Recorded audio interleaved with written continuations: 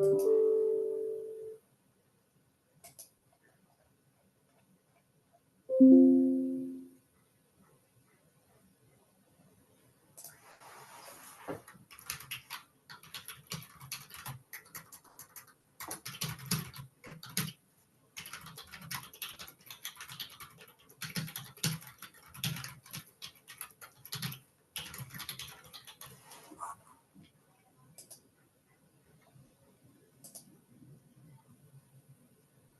morning, everyone.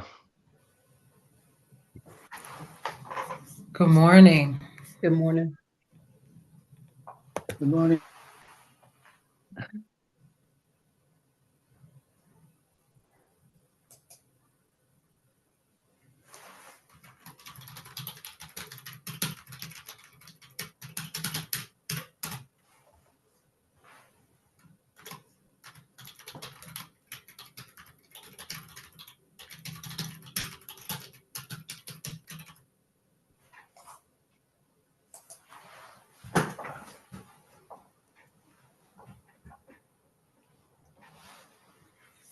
There she is.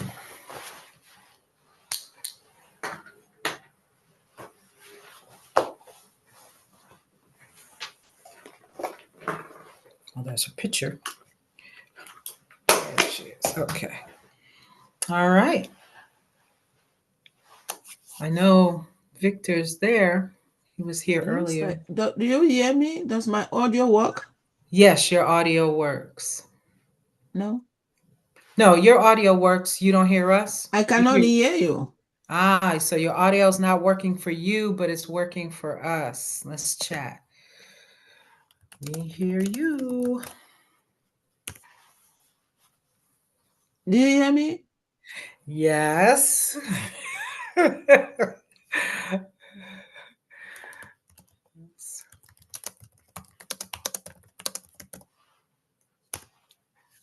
I cannot hear you. Okay, let's see.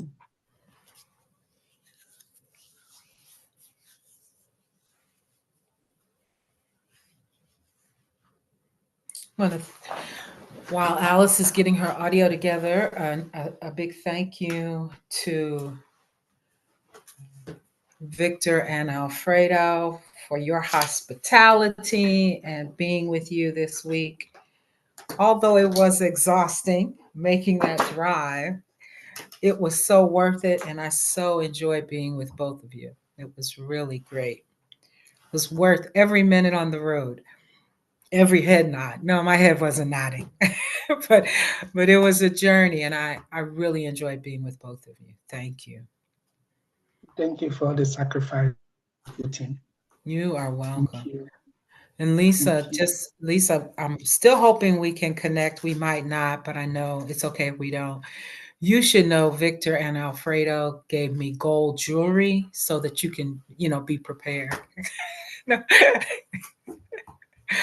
They did not. They just gave me a golden time, and it was wonderful.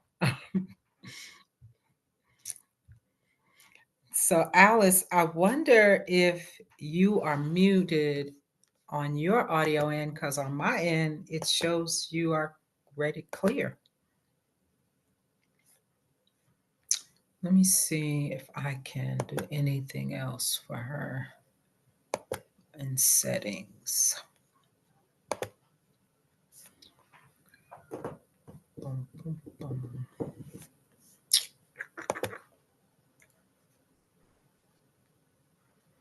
Okay, let me see if I can ask. Yeah, you're not even mute.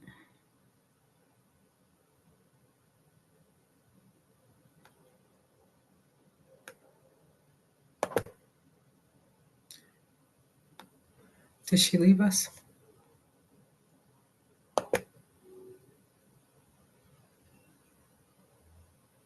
There she is.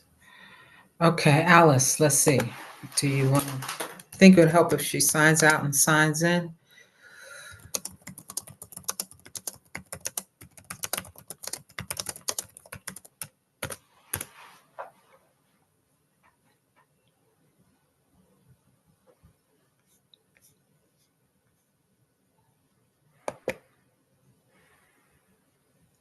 Can you hear me?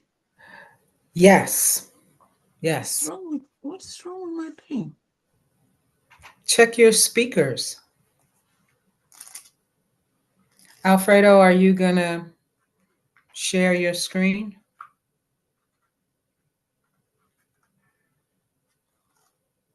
You're on mute. You want me to share my screen? I was wondering if you were planning to.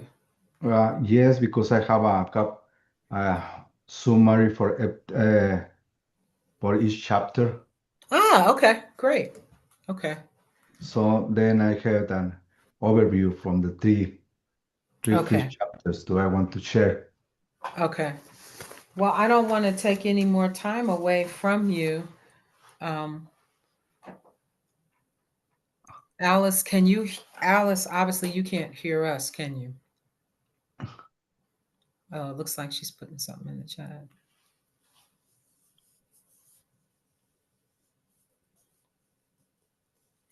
Okay, let me let her call her daughter to help. And what's your pleasure? Do you want to give her time for her daughter to come help, or do you want Except to you, you? except to you, you guide me. And you want me to wait? I can wait. So What would you guys like to do? Alfredo can go either way. Let's wait a moment. Okay. yeah, thank you for take the time to come to You Charles. you are I so have welcome. a really good time. I did. I learn a lot from you. The feedbacks. I have a really nice time with you. Thanks for take the time to drive so far. Yes. Yes. I have a little bit of a hint of what your driving is like for your ministry and all of that. It was beautiful area. It's beautiful country driving in. Yes.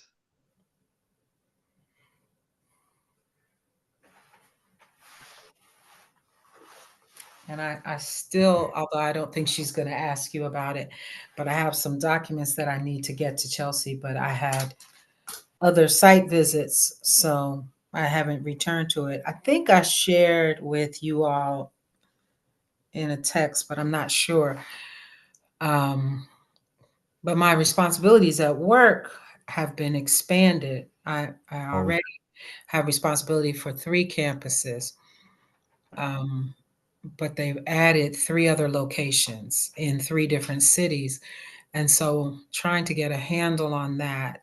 One is about an hour and 15 minutes away. Another one's 45 minutes. Well, the other 2 are about 45 minutes away. And obviously not in the same direction, oh. east, west, and south. So they're not in the same direction. So Yeah, I didn't get a text about that, but that's a lot. it is. It really is. And no structural support. It would have been great had they given me a supervisor, someone to split the work with, but no, no title change, no compensation change, no assistance, just do this. Thank you very much. So I'm working through what that's going to look like. I'm excited about the opportunity of what it can mean to have all of those hospital campuses working together in spiritual care, but I'm not clear on all of that just yet. Neither is the hospital, but so I'm trying to see the best of it, but it is a lot more work. But who knows? Maybe I'll have so many positions. All of you can move to California, move to the Bay Area. Oh, you are in the Bay Area, right? Oh, I'm No. Lisa is almost through. Lisa yeah, is almost through. She'll join you. she'll come. Yes, it's Castro Valley, Berkeley, Oakland, Vallejo, and Antioch, and Oakland. Oh, Yeah, it's a lot. it is. A It lot. is. Now I saw for a flash there, it said Alice was connecting her audio. So that might have been it. May she can connect the audio with the cell phone and see That's us in the computer. Yeah, that's what I've had to do sometimes. It says so much that she has to get her daughter to help her. This is where we are. Technology. We need to get a young person. Come in here, Yeah. help us. I can remember when my mother used to call me to turn the computer on. And she would always say, "Come here, turn this thing on." Okay, Ma. I don't know what you get ready to do to it, but I'm coming in.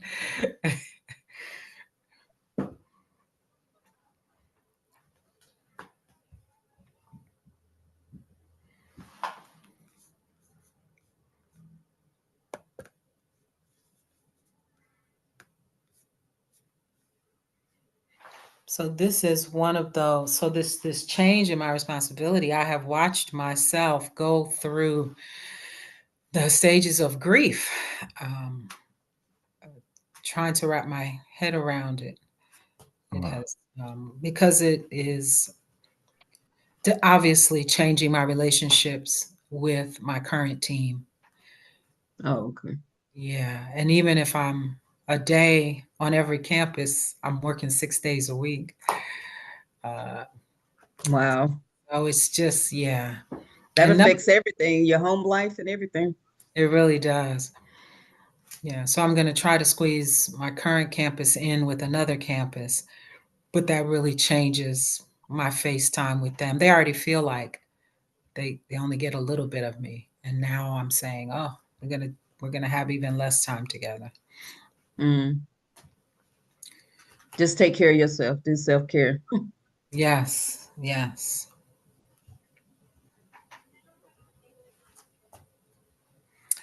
All right. It's 10 minutes after, so that has exhausted your break time. I don't have any more stretch time. I'm sorry, Alfredo. And That's guys, okay. we're going to need to go ahead and start. Alice will All keep right. Okay, my assignment today is share with you about the book, the three first chapters, and I make some summary for each chapters. Let me tell you that this book is an amazing book. Helps me a lot.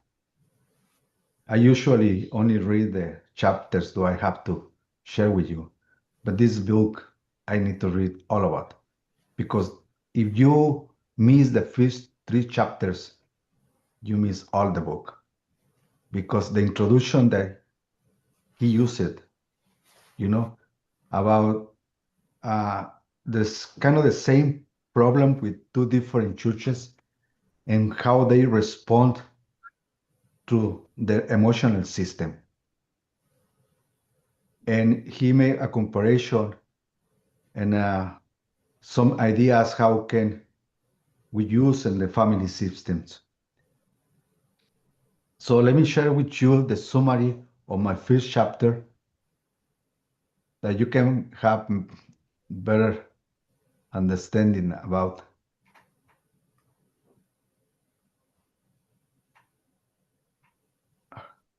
You want it to do bigger or you are okay? Bigger. Like that? Yes. Okay. This first chapter is all about the emotional system of the congregation. And in the opening chapter, Richardson introduced the concept that congregations function as an emotional system, much like families.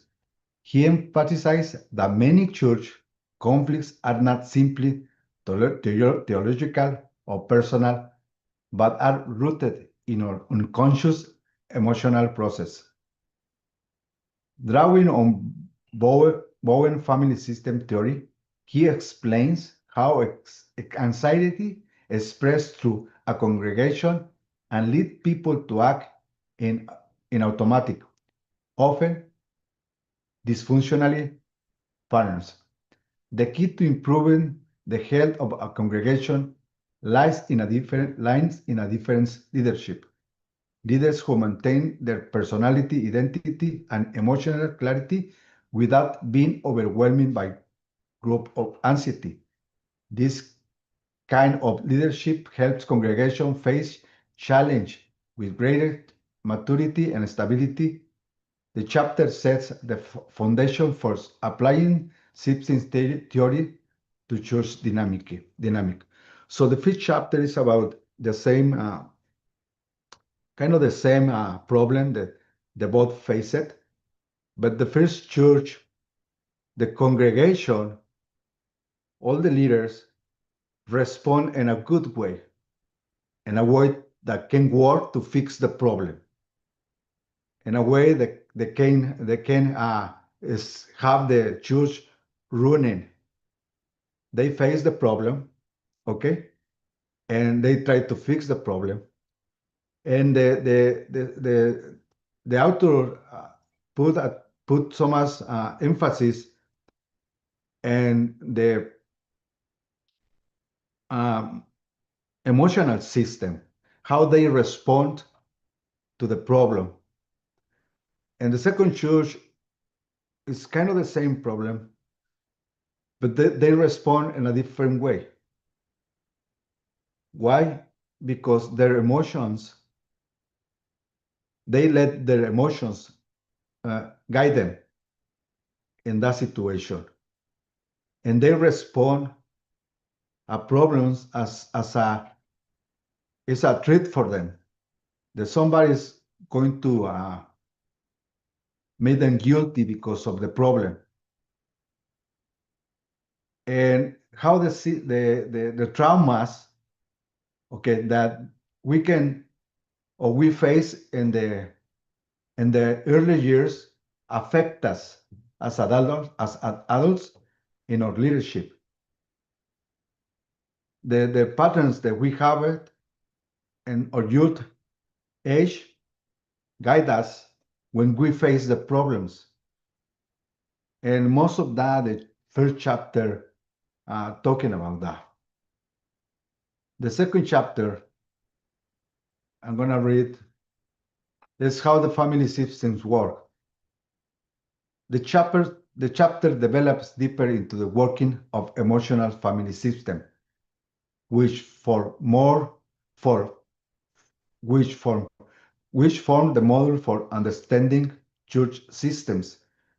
Richardson explains that families operate with repetitive emotional patterns and anxiety levels that shape members' behavior. That's what we are talking about how those patterns that we let growing in us shape our behavior. He introduces core concepts of Bowen theory, such as self-differentiation, the ability to remain emotionally and rationally grounded under relational pressure. Another important concept is triangulation, where tension between two people is managed by involving a third person, often leading to unhealthy emotional dynamics. The same patterns, he argues, are frequently mirrored in churches. Leaders who understand these dynamics are better equipped to guide the congregation toward emotional helps. That means when we are aware about our own feelings, about our backgrounds, about the way we respond, when we are aware that we are more capable to not respond according to our feelings. And we are aware that our feelings can interfere in the way we react or we act. When we are aware, we can respond in a better way, in a way that we can do things to constructive areas, not to destroy areas. So that guides us to the third chapter, how the congregational systems work. In this chapter, Richardson applies family system theories to the church concept. He explains that congregational functions as emotional systems where anxiety spreads through a relationship, often creating recurring conflict. passive, or division. Just like a family, parents, or behaviors can ingrained and hard to break. Any significant change in one part of the system, especially from a leader, can impact the whole. Leaders who can remain calm, clear, and emotionally present without being reactive can help stabilize anxious system and move the church toward healthier functions. The chapter enforces the idea that meaningful, lasting congregational change starts with emotional maturity of his leaders.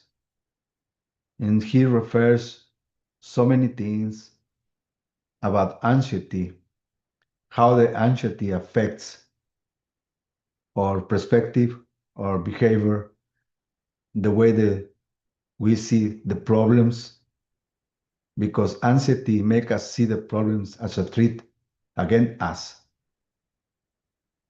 And that affects us in our behavior and affect us to work as a team, to see others as somebody who want to help you, not somebody who want to treat you or to make you guilty for what's happening in that moment. So I make a chart how these things. Let me close this and open the other one. This one. I made this key themes overview about the first three chapters, how we can create a healing church. And this is the relationship what I try to do, how these things work in a family dynamic, how we can apply that we will learn in the emotional system, how can we apply as a family dynamic.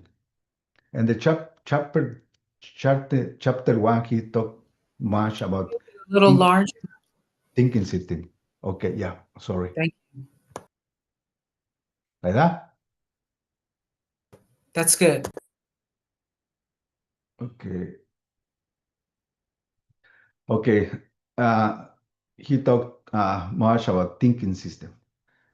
The key themes was congregation function as an emotional system similar to a family's. Leaders and members are interconnected, influencing one another's behavior. According to the way we function, we can affect others. The anxiety can affect another's behavior as affect in us. 3. Family system theory, Bowen, help us view issue as part of a broader emotional process, not isolate problems. And this is a key, okay? Because when we see the problems as an isolate problems, we take everything personal. We take that everything is against us. And we saw the problem that. And this is the core concept, differentiation of self, ability to remain emotionally connected while staying true to one's value. It is crucial for leaders and chaplains to respond, best react, and anxiety filled situations. So, in any circumstance, we have to respond, not react in anxiety. Reacting in anxiety is when you take everything personal. That you think that everything happened is against you. That's when we react in anxiety. In CPE application, encourage chaplains to understand how their families of origin shapes emotional responses. Promotes non-anxious presence and the ability to reflect systematically, not just personally. That's happened when we solve patients. We have to see the whole picture, not according to our emotions, not according to our feelings, not take just personally everything. In the chapter 2, the congregational as a system, the key themes. A congregational behaves like a large family with unconscious patterns and rules. High anxiety triggers regressive behaviors and triangulation, rowing in others to manage discomfort. Pastors often become the focus of projected anxiety. Remember, it's on us, it's on the leader, it's on the person. And when we are aware about this, we can manage our anxiety, knowing that it's there. We don't try to ignore our feelings. We try to guide our feelings in a good way. The core concept, emotional triangulation. Anxiety between two people is often offloaded onto a third person. Leaders must resist being pulled into dysfunctional dynamics. CPE application mirrors how families in crisis in hospitals draw into chaplain to fix or absorb anxiety. Chaplains learn to recognize when they are being triangulated and respond with clarity and compassion. And this is the key for the third chapter, leadership in the congregational system. Key themes. Leadership is emotionally maturity in action, not charisma or authority alone. Effective leaders are well differentiated, staying in calm and focus and main tension. Leaders must model healthy boundaries and emotional regulation. Core concepts: the non-anxious present, being grounded and clear while emotionally connected, not over functioning or withdrawing under pressure. For me, that means we have to be aware about being have self-care, because if we don't take care of ourselves, we're gonna put pressure on ourselves. We are the ones who can avoid the pressure taking care of us. CPE application reflects the chaplain's role as a calming presence in high stress environment, ICU, trauma, griefs. Challenge students to practice self-supervision, emotional regulation, and ethic-based care under pressure. I put that because it's where I'm working in the hospital.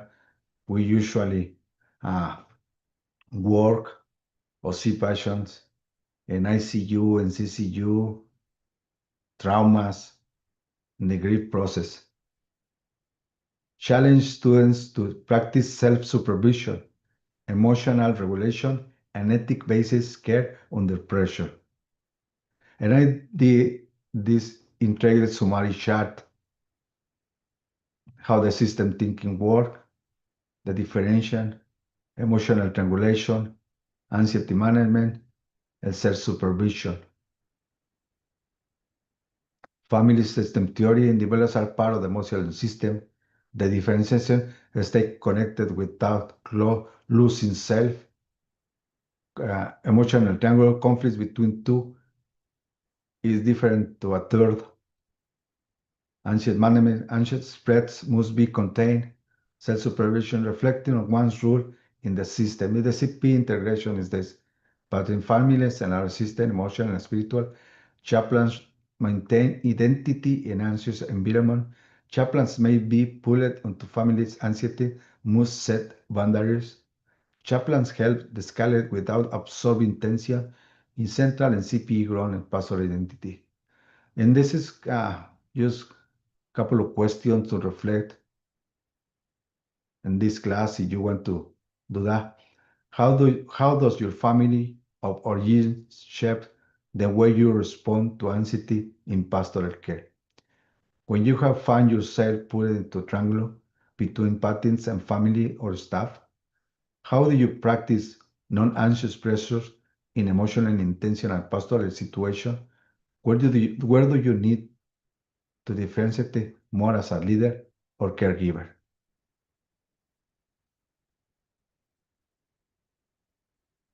Okay, this is how am I doing the 3 first chapters. I hope I do it the right way and I do the right thing. I'm being so confused and I was thinking, am I do right or not? So I share exactly what I'm thinking. Well, thank you for your presentations. I appreciate your invitation to the reflection questions. It may be helpful to put them back up and then just open it for discussion around those reflection questions or perhaps any question or feedback everyone has. Is that okay? Yes, okay.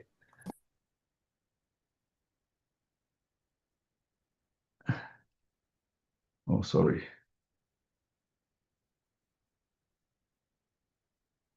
What's up? Yeah. Can I? Hold on. Yeah, let me share because stop sharing for some reason. Okay. There we go. Yeah. Thank you, Alfredo. That was beautiful.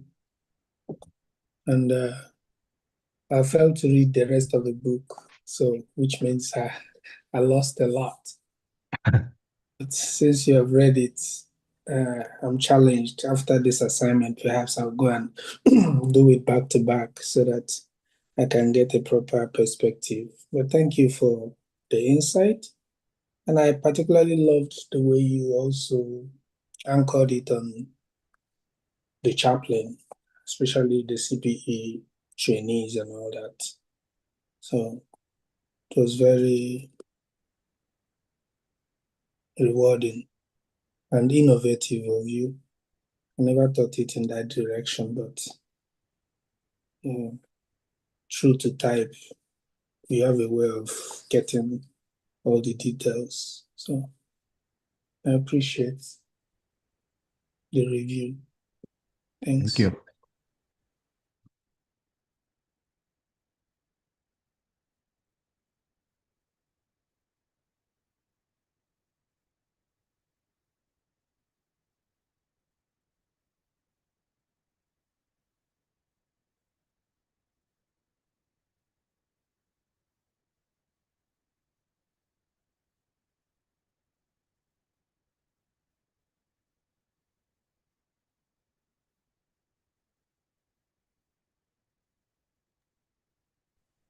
That you had I like the way you had this laid out. I wish I had a did mine like this.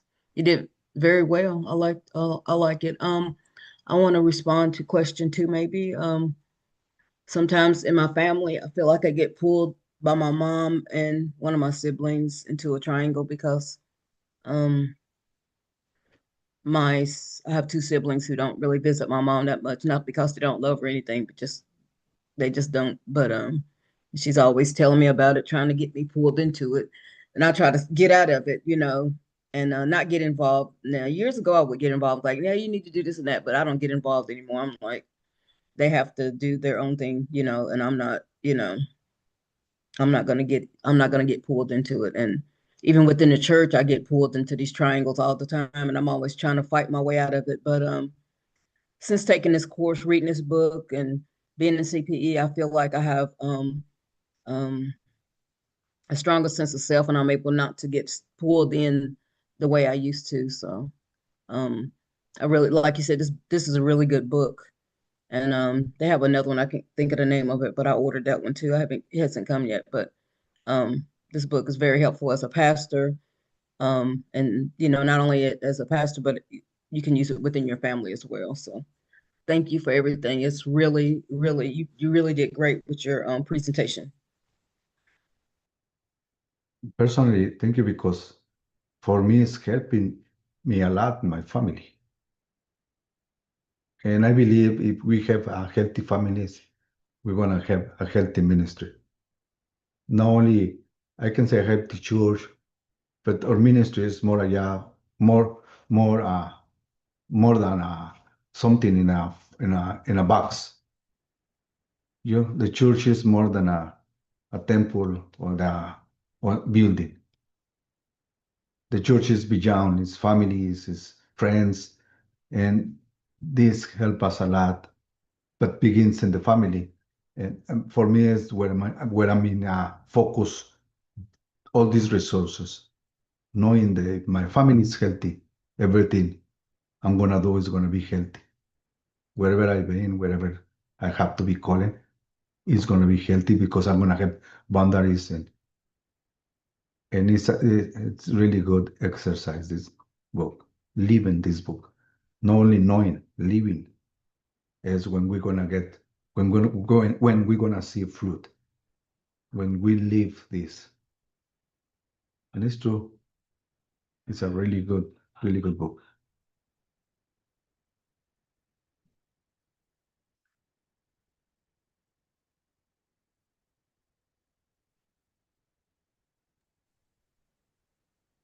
Thank you, Alfredo, and I'm sorry to everyone for the mess with my computer that I came a little bit late. I like the integrative ways because all the aspects that you highlight, whether it's anxiety management, self-supervision, emotional triangles, all the various system thinking, differentiation, they all intersect very, very well in care. And I think even your the suggested reflective questions also are very intersecting, because in one aspect of caregiving or care with a care recipient, you find yourself navigating various aspects of the questions and even the key terms. For instance, triangulation is very key. And how do you manage that? I find myself in many ways dealing with situations where people are very triangulated in relationships. And so many times, especially children, again, this really, really happen in care situations with children for me. Especially children who have been parentified children that get easily triangulated. You had in a care situation I even shared where one of my care recipient, in this case I can name Junior, found himself triangulated between the father and the mother. They don't talk, so they talk through him. And this created a lot of trauma where in his himself trying to manage this anxiety, trying to create this differentiation, but he can't. He's managing it, but the parents talk through him, so re-traumatizing him at the same time. And he can't. It's really difficult because he cannot say, I will do a sense of dissociation or differentiation. Is hard because you've lived your life where in this chaotic family, there is no way for you to move yourself away, right? Because again, sometimes you need to move yourself away, dissociate yourself. But when you find situations that they just can't take themselves away, and they find themselves navigating all these layers, which again in trauma-informed care is something that is very crucial, because in that sense, they also you have this inherited trauma, this, and I Let me mean, interrupt you for a second.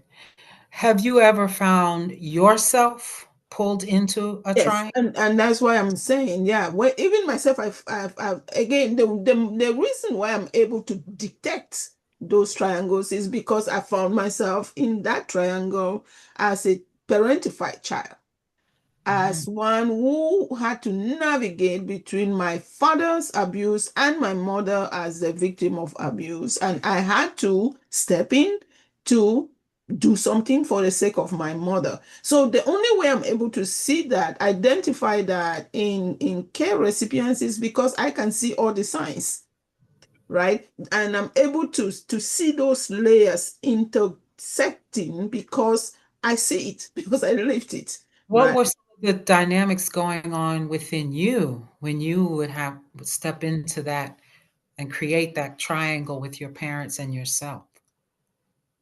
You know, at that time, now in retrospective, right, introspection, you begin to see how those dynamic make you inherited both their trauma and re-traumatize my own, right? But at that time, I couldn't feel or know or even name or put a name to it at all.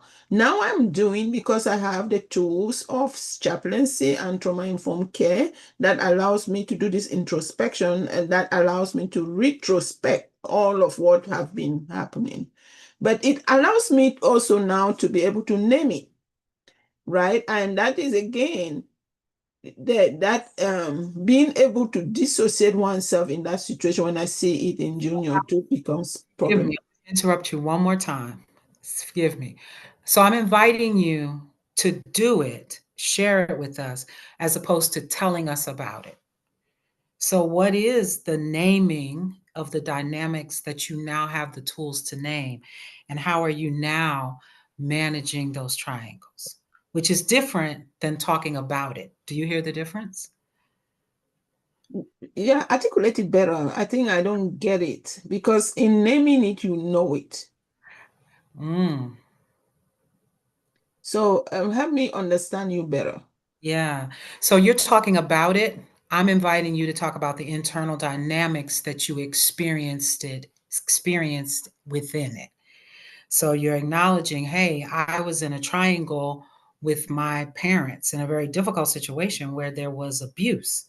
Mm-hmm. Inviting you to reflect on how you were in that triangle. What was your experience? What was happening within you?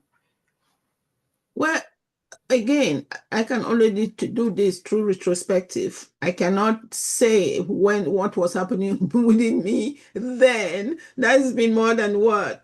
It's been more than 15 years or so. But again, now I can say that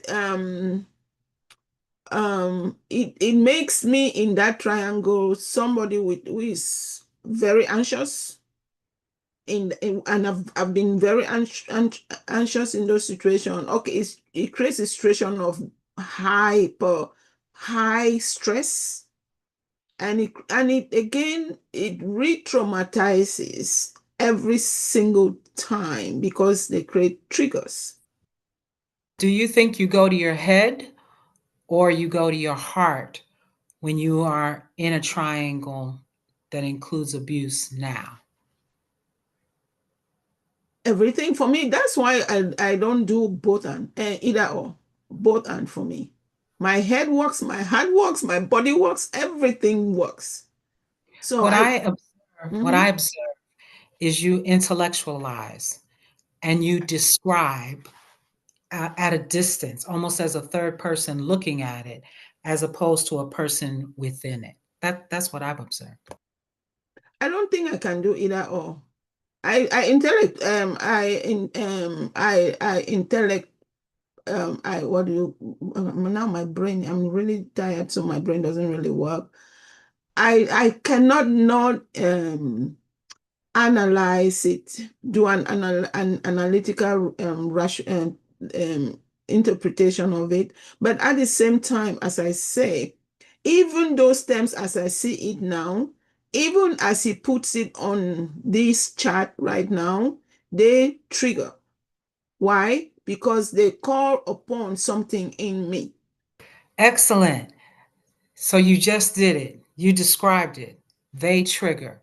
I'm asking you, what does that trigger feel like?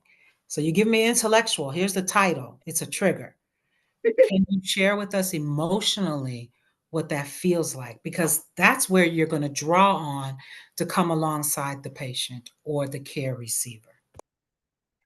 Right now, to be very honest, I do what in distanciation. I really do. I intellectualize it, but I create boundaries, because if I am feeling the trigger and letting it affect me all the time, every single time those words come up, then I'm just going perpetual victim in it. So I intellectualize it, fine. I feel it, but I try to distance myself from it, to a sense of dissociate myself from that. So, and right now, to be honest, I cannot feel a lot of things because my brain will not even let me do much, you know. Yeah. Yeah, can I a little bit perhaps what Alice tried to communicate, if Donna, I can come in the family dynamics, yes. Once a child, like Alfredo mentioned, early childhood trauma, yeah. So whatever it is, the dynamics that play out within the family, naming it. Let me try, even though the circumstances are different. So while growing up, I'm the last in the home. My elder brother was pretty problematic, and my mother had so much trouble dealing with him. In fact, my mother is a type that will wake us up in the wee hours of the morning, maybe 5 a.m., to say the morning prayers. Then in the evening, we want to do our things and retire. I personally sleep early. So once it's 9:30, she'll wake everybody up and stop everything you're doing for night prayers. And my brother will resist all that. So at the point, someday my brother kicked her, kicking a woman right below the belt was really hard. I was scared. So that shock has basically not left me. So that fear that perhaps my brother will someday kill my mother, you know. So I don't know the emotion I'm naming here, fear and shock at how he reacted makes me coil. So I don't know, is it part of, have I named an emotion here now? You sure have. Thank you for sharing that. Are you aware now of ways in which that shows up for you as a chaplain? Well, it has always, come as counter transference when I meet women. I, on a visit, met a woman that was not almost abandoned by her daughters, and she was lamenting that she gave her all for these, put them through education, didn't allow them to take a student loan. She paid out of pocket and all that. What do you call? I don't know how the Americans call that. That savings they have. That's the term you guys call it. I've forgotten it. So she emptied that, for her old age and all that for them. And she was sick and they didn't show up. They never called and they didn't come. So while she was lamenting, I was, kicking in with the experience of how I was afraid of, having seen my mother cry. So I connected immediately at her travails, at her lamentation, with her tears. It evoked a lot of memories for me. That's excellent. Excellent. Alfredo, is there anything from chapters 1, 2, and 3 that gives you some insight for some additional feedback, especially to what Victor was sharing? That's excellent. Thank you. This emotional triangulation, when they are sharing that, my man get back to my youngest age, because I've been pulling and conflicts in my family every day. Because what happened is, since I remember, my parents always put on me when they have issues with my brothers. They put that pressure on me to be the judge between them and my brothers. So every time when they have problems, I'm the other ones of six. And when they have problems with my brothers, they always told my brothers, when Alfredo came in, I'm going to let him know. And I grow all my life. I can say since I have 9 years old until 17 when I left home. All those years, I was responsible not only for myself, for my parents, for my brothers. Yeah, I always been pulled in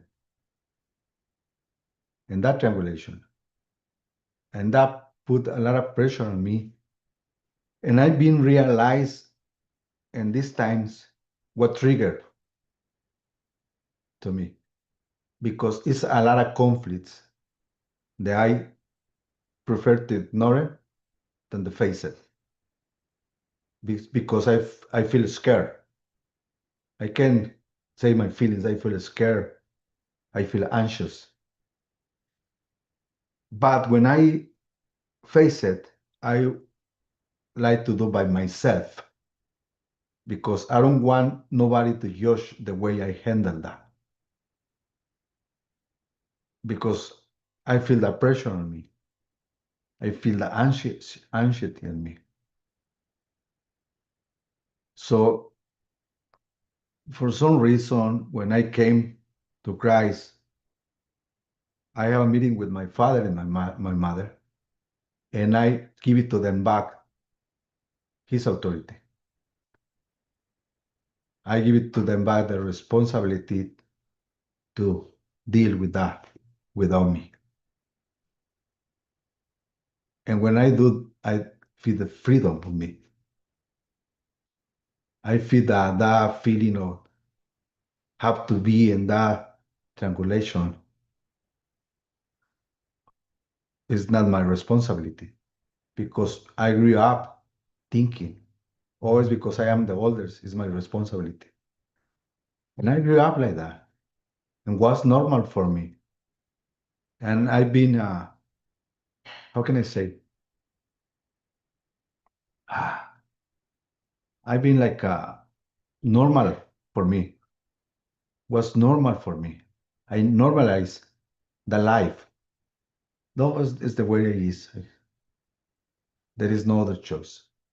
But yeah, was a lot of other choice that I'm learning now.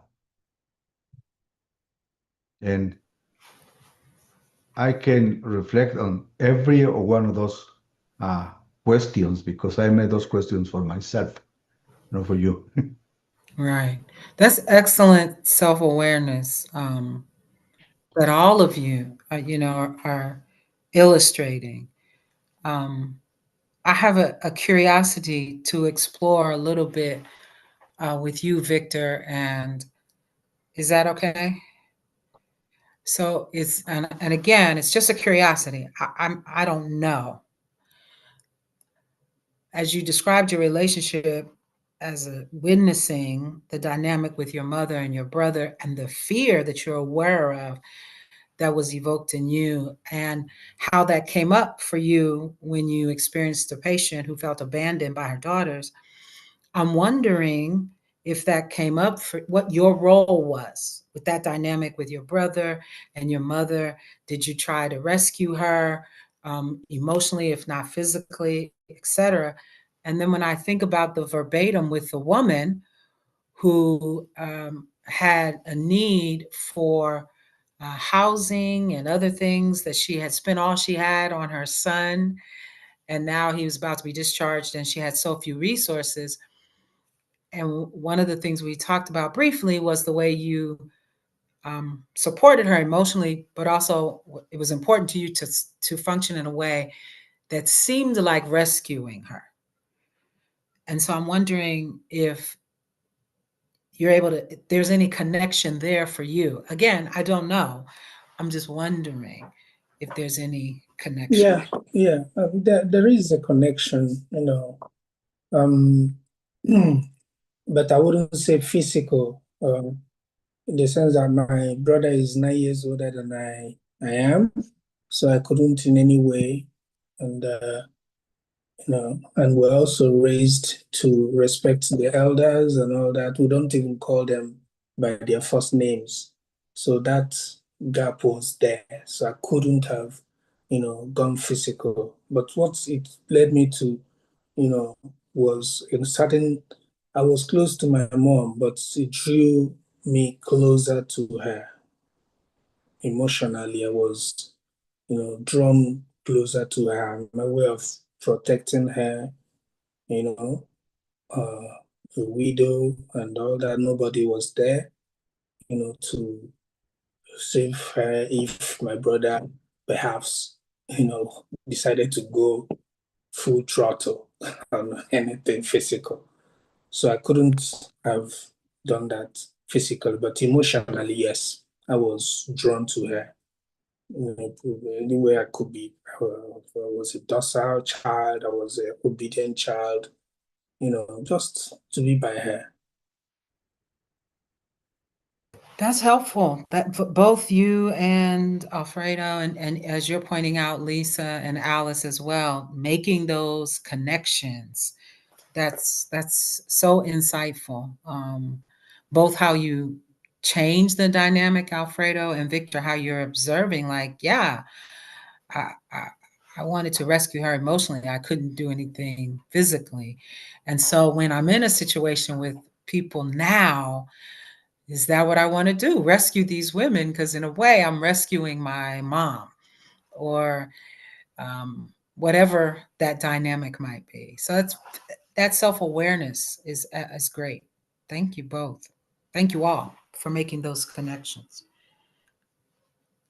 Any other comments? Thank you for your transparency.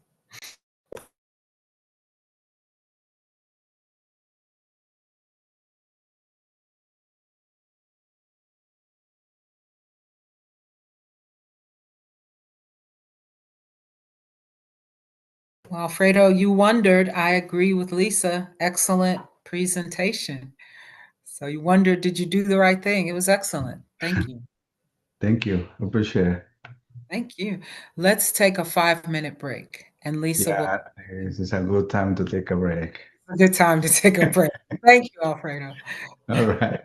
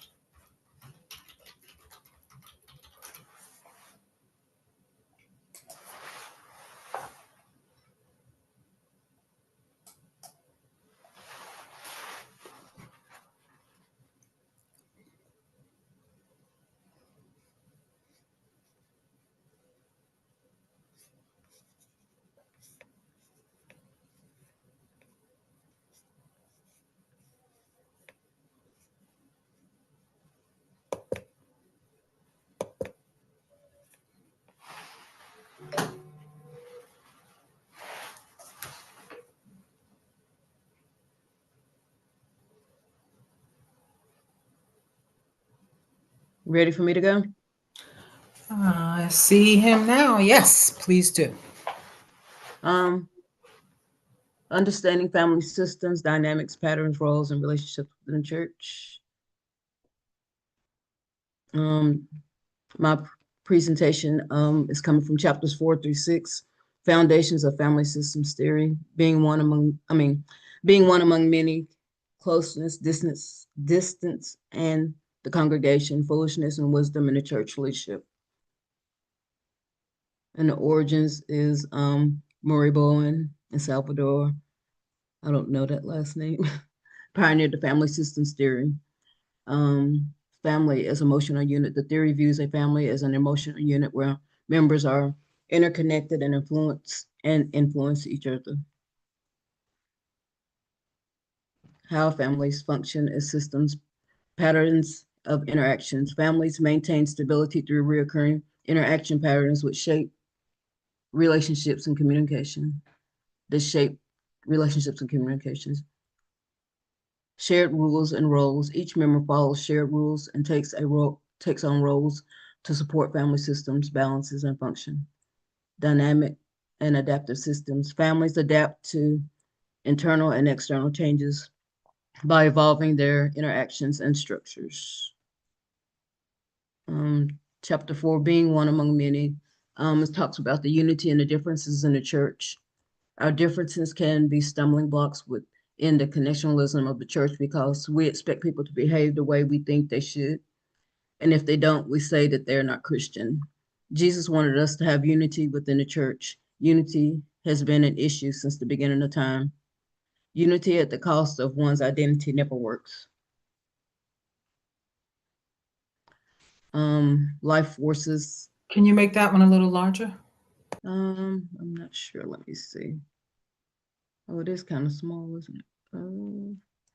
Okay, I'm gonna have to. You can still see, right? If I move that up. Yes. Okay. Life forces for togetherness or individuality. Life forces are what give impetus or movement to life. They are what makes grass grow, flowers bloom, what pushes newborns to seek out a mother's breast, birds to migrate, and animals, including humans, to both congregate or individuate.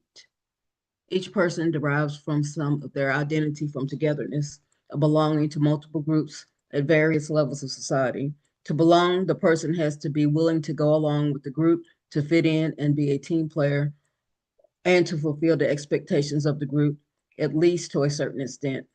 Our sense of self is based on our uniqueness and specialness. This is an individuality force.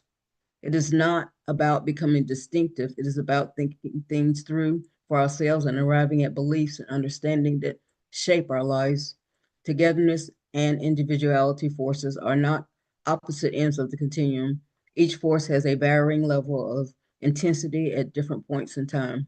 It is possible to be self and to be well connected with others. It ain't easy. It depends on our level of emotional maturity.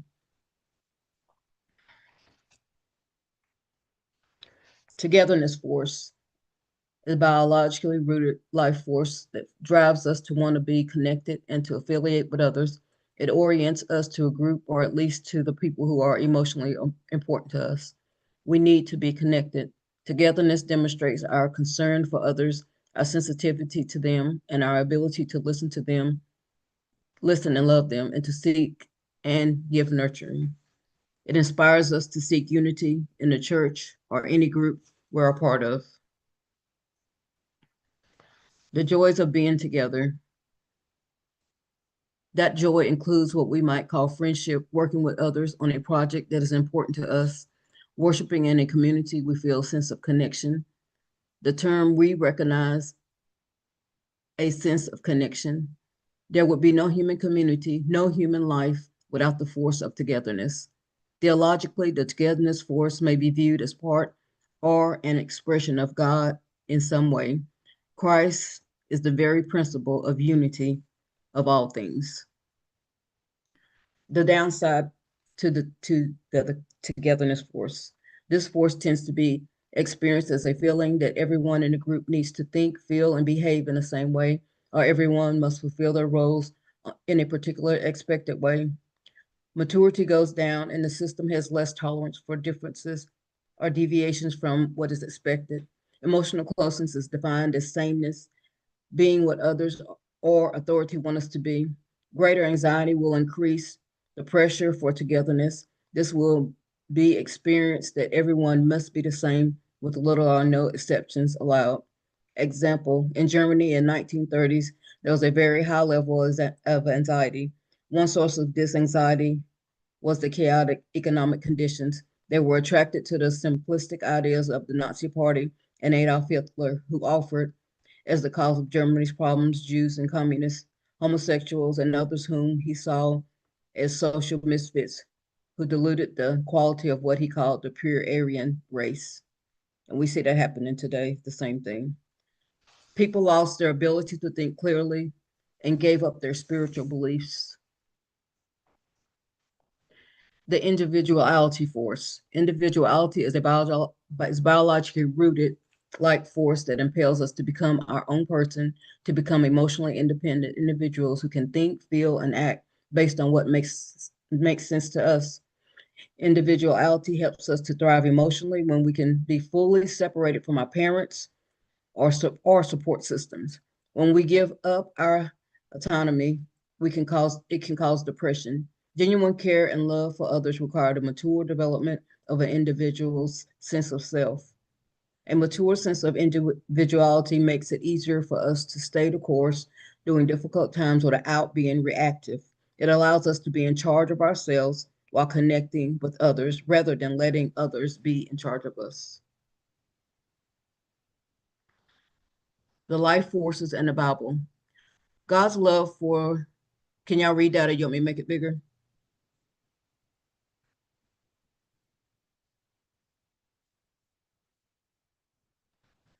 God's love for and redemptive activity on behalf of the world is one expression of togetherness force in God. God said it is not good for man to be alone. God desires for man to be together. Adam was happy to have a mate. Connection is essential to the nurture of how of of of, of God's creation. An essential part of connectedness is individuality. Jesus reveals his emotional separateness from his parents in Luke 2:42 through 51, when he stayed behind in the temple to teach while his parents journeyed home. Jesus was forced to separate again in the wilderness, as each one of us must do on our own wilderness journey. We develop our own sense of self.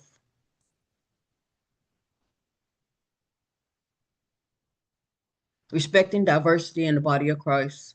1 Corinthians 9:13.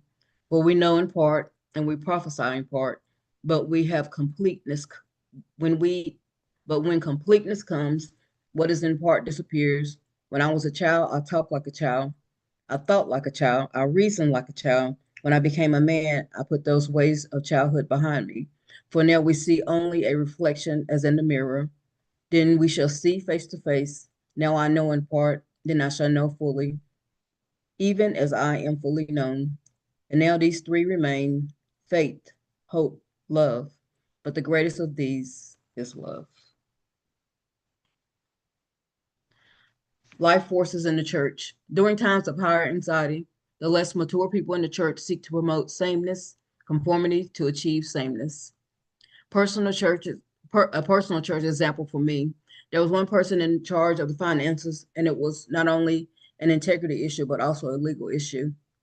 When I came in and tried to change the dynamic, I was met with much hatred from many who shared views with the finance person. They wanted me to conform to their group's expectation that everything was fine the way it was. They had done it that way for 40 years. I'm thankful that there were individuals who had a strong sense of self, they were a sense of who they were, and did not bend to the will of sameness. More mature individuals who have a stronger sense of their own self or their individuality experience mature togetherness as attractions to interests, curiosity about others, especially about getting to know others' differences. In this form of unity, there is greater comfort with diversity, variety, uniqueness. Mature individuality requires self-focus rather than other focus. A mature person pays attention to their own problems and takes responsibility for self. And in crisis, unity in action, if it is to be achieved at all, will happen as a result of people's ability and freedom to think things through for themselves based on all the available facts, and then respectfully to share their understanding with one another. Closest distance and congregation. Most people want to experience a sense of community in their church. I'm sorry. One can define community as the comfort level of emotional closeness, distance that church members and leaders create in their relationships. Picture a community continuum anchored by closeness on the end and distance on the other. Individuals and groups seek to remain in their comfort zone, that space on the continuum where they feel at ease, either close enough or distant enough for their comfort. When individuals feel anxious or when relationships are in tension, they become protective of their comfort zone. People who prefer more closeness move in to secure the relationship. People who want more space move away to gain more breathing room. Grumbling about a church leader may emerge when church leaders' comfort zone is mismatched with that of individuals in the congregation. Complaints of feeling left out, ignored, unappreciated, even abandoned may arise from those who want more closeness with the leader and experience the church leader as too distant, even cold. Complaints of being nagging, bothered, badgered, or even smothered may arise from those who want more distance and experience a church leader as seeking connection with them too often.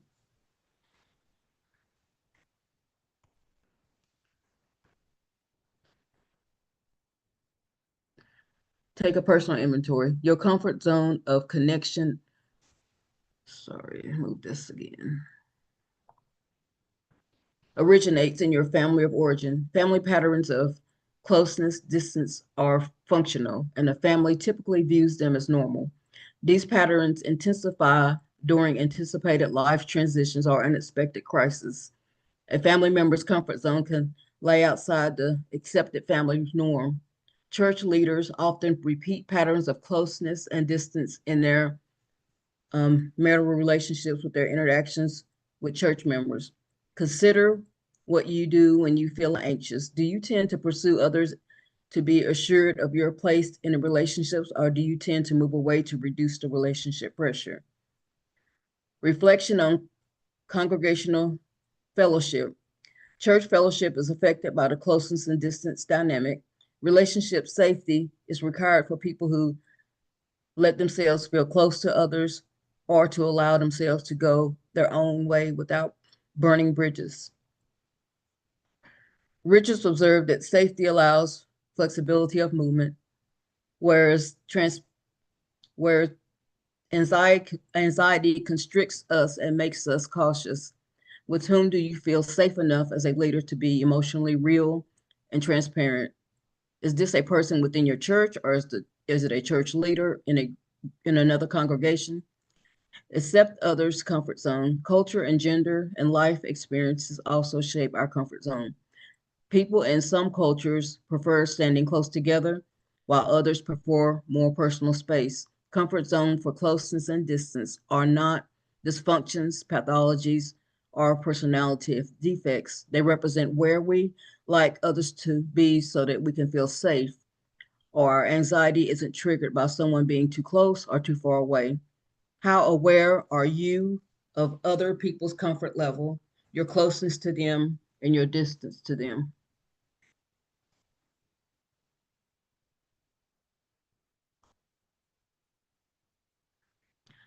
Foolishness and wisdom in church leadership, fusion and differentiation. In any group, the level of stability, the amount of cohesiveness and cooperation, and the ability to accomplish its mission is dependent on the average level of emotional maturity of the group. Emotional maturity, in the Bible known as wisdom, and what it means for church leaders. Fusion and differentiation are about emotional process of relationships. The process refers to the way we handle or manage something. Fusion and differentiation. Slide hasn't advanced for me. I don't know if it's Oh, advanced for anybody else. sorry. Can you see it now, or? Click on it Okay. with your cursor.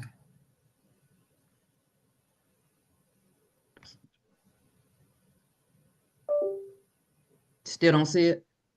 Does anybody else see it? It could just be me. Oh, there you go. You see it? You Yes. can start over No. with it? No, you don't need to. Okay. Fusion and differentiation refer to two processes.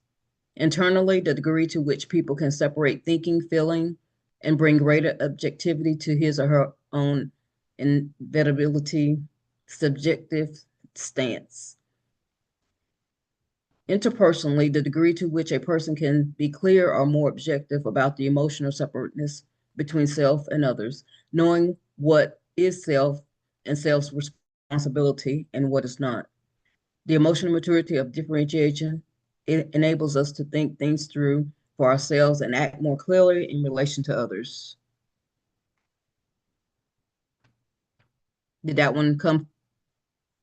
Yes. Fusion and foolishness. Some people carry their hearts in their heads, and many carry their heads in their hearts. Both need to work together actively because both are necessary in life. When you struggle to separate the two, you become reactive rather than reflective. People try to reduce his or her level of threat or anxiety with fight or flight strategies. This is when feeling This is when feeling-based actions take over. Fusion confuses both person and responsibility. We look at others to change so we can behave differently. When this happens, we deny our responsibility within the situation. When fusion increases, people confuse feelings and facts. Differentiation and wisdom. Wisdom has to do with people's ability to effectively use what they know. Genuinely wise people tend to be more differentiated individuals. They possess a more solid sense of self. Wisdom requires a lower level of anxiety. You can think clearly in a stressful situation. Differentiation is the personal process that allows us to develop the kind of emotional skills we saw at Third Church. It is a fundamental requirement for effective leadership in the church. A higher level of differentiation means to perceive more accurately the situation, not create a threat that is not there, the ability to identify his or her own opinions, beliefs, values, and commitments, and the principles of behavior, to think clearly and wisely, to act flexibly within the situation. As differentiation increases within us, we're better able to define an emotionally separate self. We have a strong sense of emotional well-being. Oops, went too far, sorry.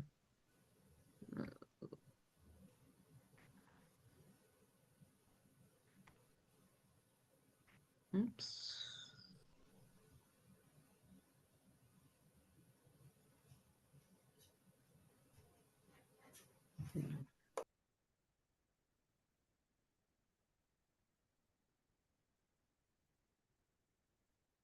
Differentiation is the ability to be in charge of self. The greater the differentiation among the people, the more they cooperate and look out for one another. If differentiation is low, the group will tend to be selfish and aggressive. As a more differentiated person, you may decide, for example, to cooperate with the group's wishes, even to make compromise of your beliefs, if that fits with the larger goal you have. But it is your decision made based on what makes sense to you, not based on what others want. The wants of others are only one factor you take into consideration. Okay.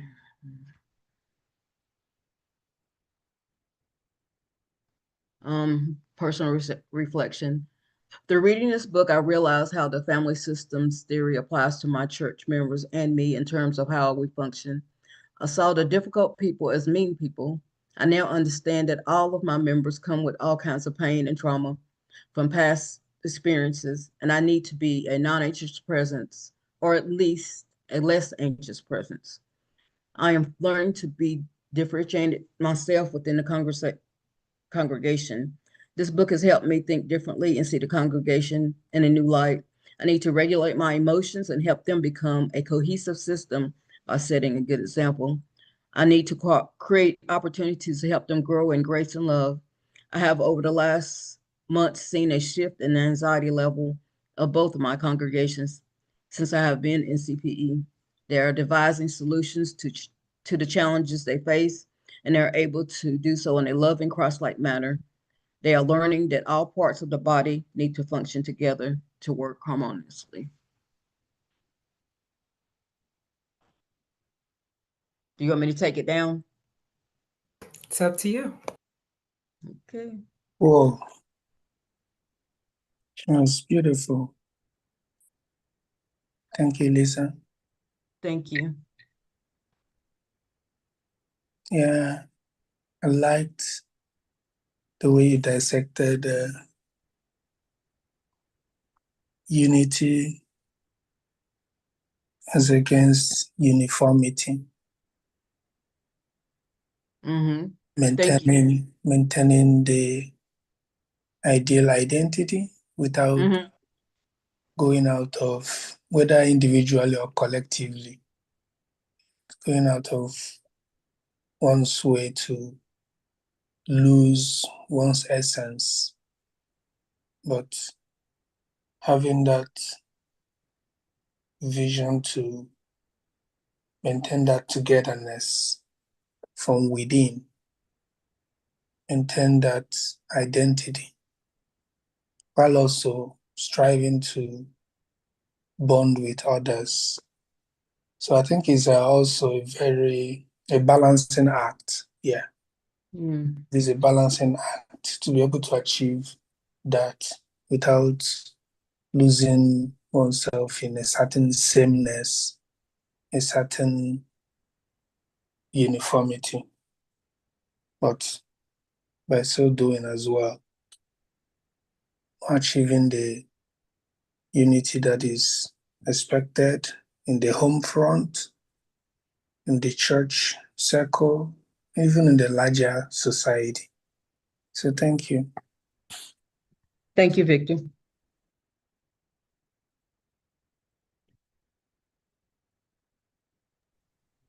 Lisa, that was very good. As always, thank you. Thank you.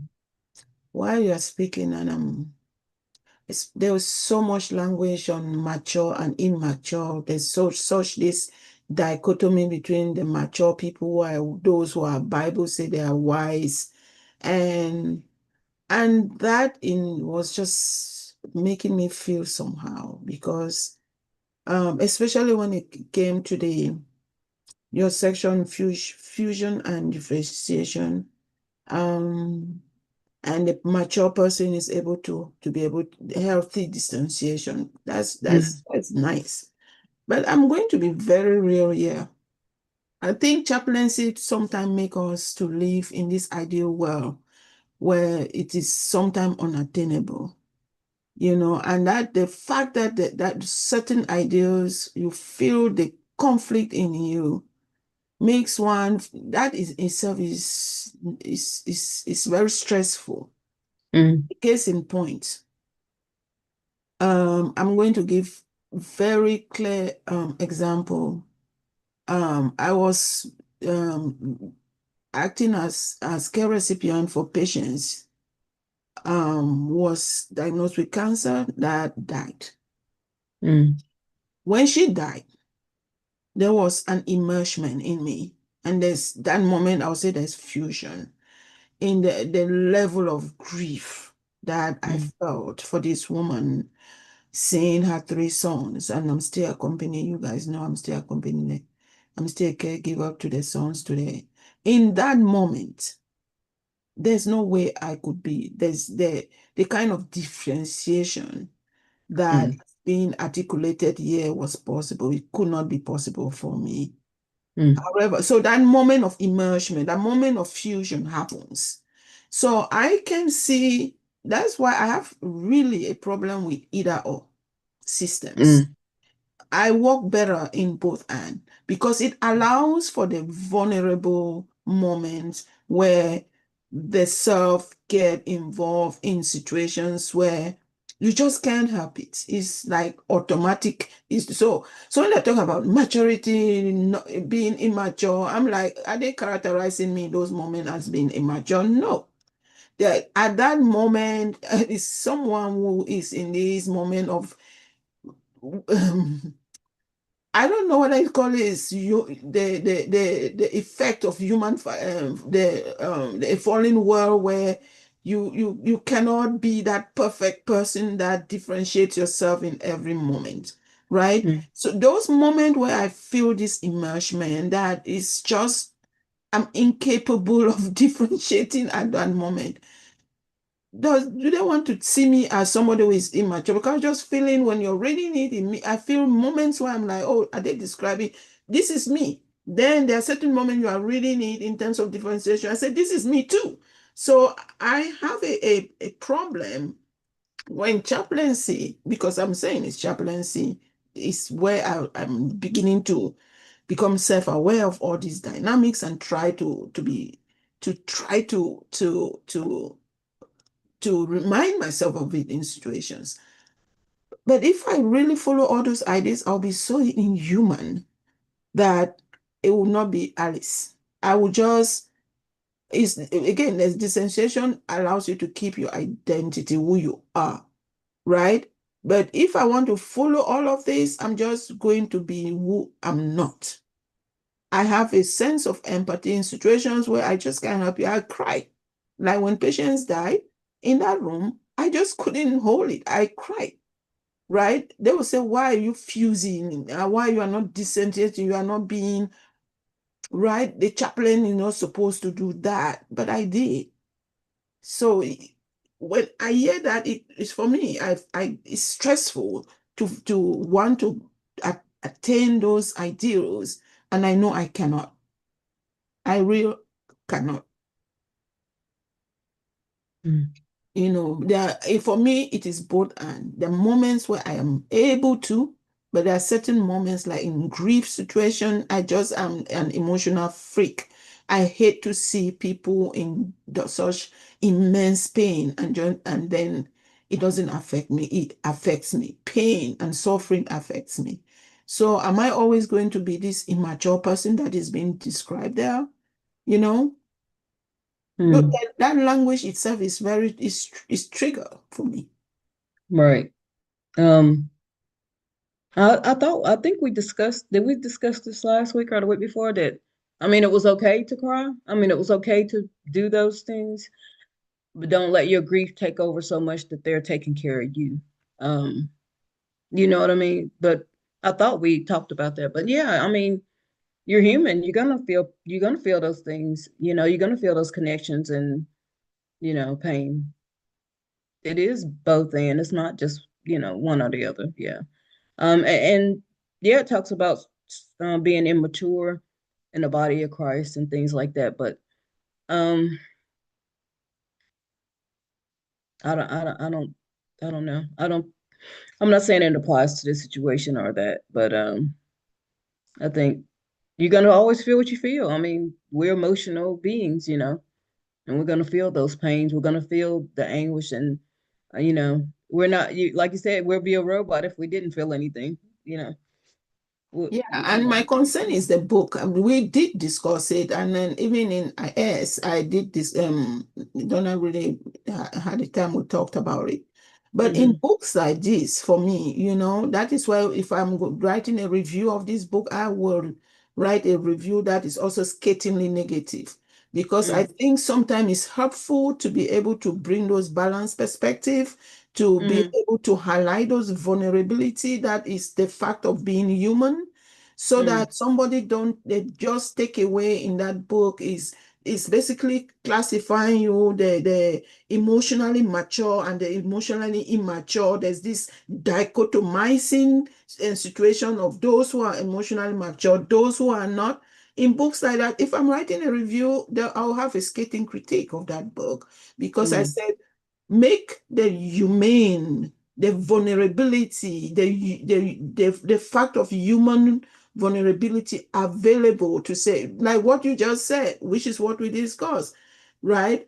You're allowed to feel, but don't make it to the point where there's no distanciation. Absolutely. You understand what I'm saying? But the book doesn't allow for both and. It is it's really this either or. Maybe I'm using, Donna will tell me I'm intellectualizing, but how can I not?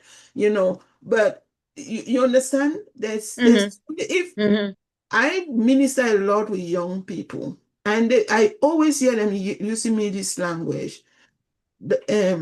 Auntie, for those who call me auntie, say Dr. Alice, for those who do that. They say, let's be real here. Let's be real. They're always calling me to let's be real, because you bring the spiritual to them saying, let's be real, right? And they bring they're bringing humanness, the reality of people's daily experience, which helps me say, oh, this super spiritualized, this super. I want them to be in a level where they are not. And they say, Dr. Alice, let's be real, right? And I'm saying books like that do not allow for young people pick it up to read for the let's be real moment. You see what I'm trying to say there? So it is the book I have a problem with, not your presentation of yours. Obviously, I appreciate it a lot. The book, I have critiques of it in that, particularly that chapter, because it has to do with church. And the church is, you have these spiritually superior people who walk around in church like, I am like the Pharisee. I fast and look that one over there, the sick over there. You see what I'm saying? This Pharisee, the tax collector moment that the church creates. Right. You know, book, when you see this book like this can create those moments too. The Right. spiritually mature as the Pharisees and the immature people like the tax collector, look that one over there. She's not this and this, right? Right. Meanwhile, we both really can experience moments Right. that, you know what, I find these two pictures, the immature Alice and the mature one, the one able to differentiate, the one who is not able to in me. So Right. Yeah. Yeah. You have to be your authentic self. And even when we read these books, we glean what we can from them and get what we can from them. But that doesn't mean we have to take every single aspect of that and apply it to your life. You know, it's like when I'm in a company of people who don't have my best interests at heart and they're talking, I'm like, God, give me what you want me to glean from this, and everything else fall by the wayside. Just glean what you can from it and don't take it so personally because you don't have to. You just read it and get what you can get out of it, you know. Um, I don't think you have to just be structured with it. It's solid A or B. It's this or this. No, you don't have to do that. You just have to take what you can get from it and apply everything else, not just this book, but all the other wisdom that you have, and apply it to your life. So um yeah. I mean, I like the book as well, and there's a lot of things in it that have taught me about myself, how I, me personally, how I was reacting to their emotions and stuff. And I needed to keep my emotions in check because, you know, if they said something to offend me or aggravate me, I took it personally. But I'm learning not to take it personally because they got their own trauma that they're bringing to the table. And I have to realize that they're not attacking me. They got some other things going on. You know what I mean? So, yeah.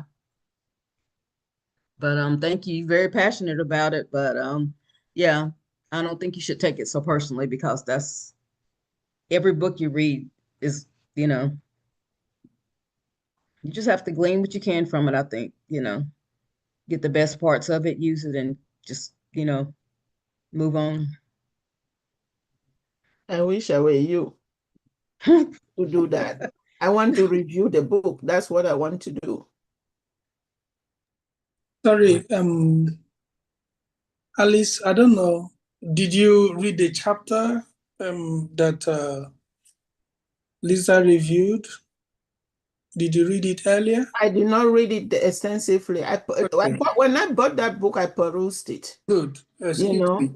So that's where I want to come in. You know, Alfredo did a good job encouraging us to read, and I've not read through the entire book. So if you are responding, you know, to some of the concepts here, from the point of view of somebody who has really read it, digested it, and perhaps I will agree with you because I may not agree with you totally because I've not read it, first of all, and also the part I'm reviewing seems to also project a certain balance, not a straight jacket, one size fits all, you know, scenario in most of the postulations made by the book. So I will encourage you, if you now read it, you can come flaming, you can come, you know, perhaps the author might have balanced out a few things, you know, that you no, didn't. Yeah, so what about that? that's how I want to leave it. Thank you. No, I perused that book. I'm able to read and highlight. And Lisa really captures the book. It's not like she's just getting a perspective and not. She captured the essence of that chapter. She did. And as I said, when I got the book, it's a very small book to read. I read that book in like what? It doesn't take too long to read. And I perused it and I said, I want to review this book. Even then I said that.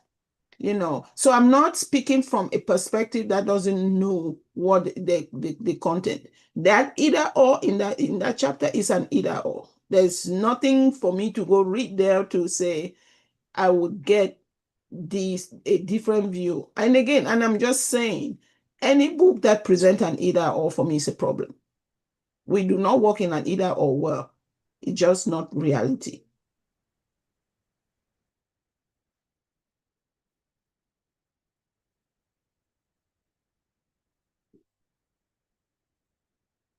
Thank you, Alice.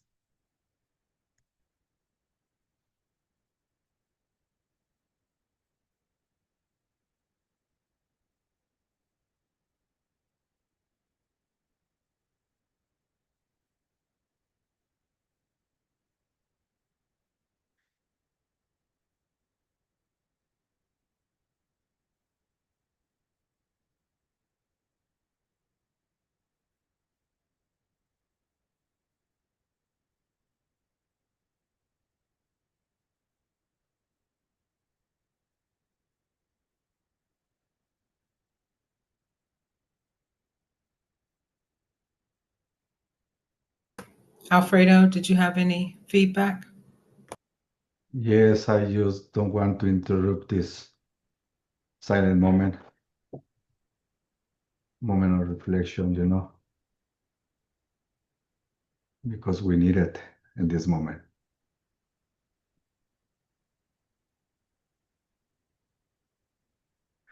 Every book that we wrote has some issues because are made by human people, not by perfect people.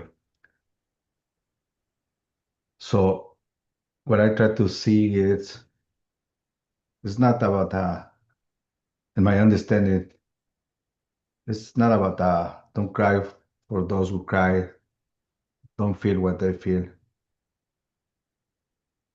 The idea is be aware and don't let those feelings interrupt or how can I say that? Affect our judgment in that moment. Because as the book say, our feelings can make us think that is about us and not about them. And be aware about what Lisa say is the beginning. I know that my feelings can in some way affect the effectiveness I want to have with the congregation or with the family. But for me, crying, it's okay. I'm crying with them. I feel what they felt. But I know that it's not about me, it's about them. And I try to don't let those feelings affect my judgment or the way that I have to know that I know that I'm walking along them.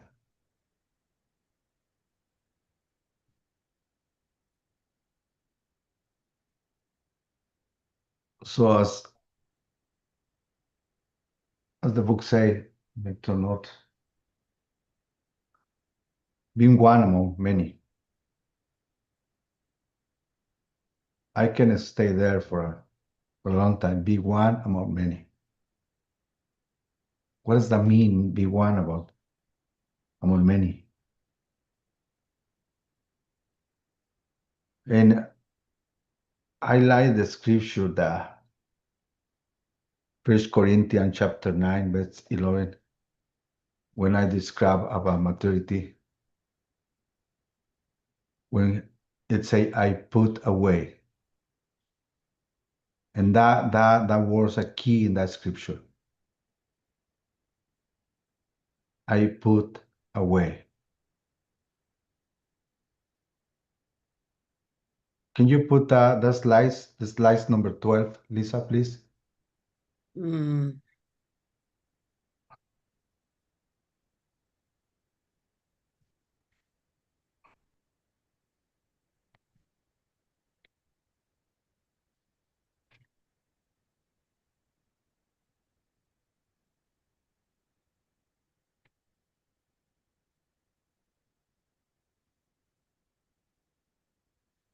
Let's see.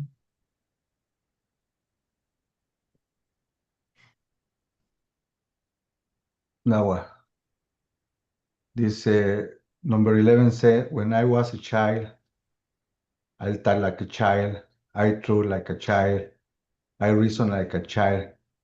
When I became a man, or when I grew up, I put away all childhood behind me. That means that is there, but I made a decision. It's about that we can make decisions some ways to put away things. And that captured me when she was reading. And about what I've been talking about, the feelings. I cry. Yes, I cry with the passions. I feel what they feel. But I learning to don't let those feelings guide me. Because this is the reason of this book. Don't let those feelings guide you. Because there is the problem.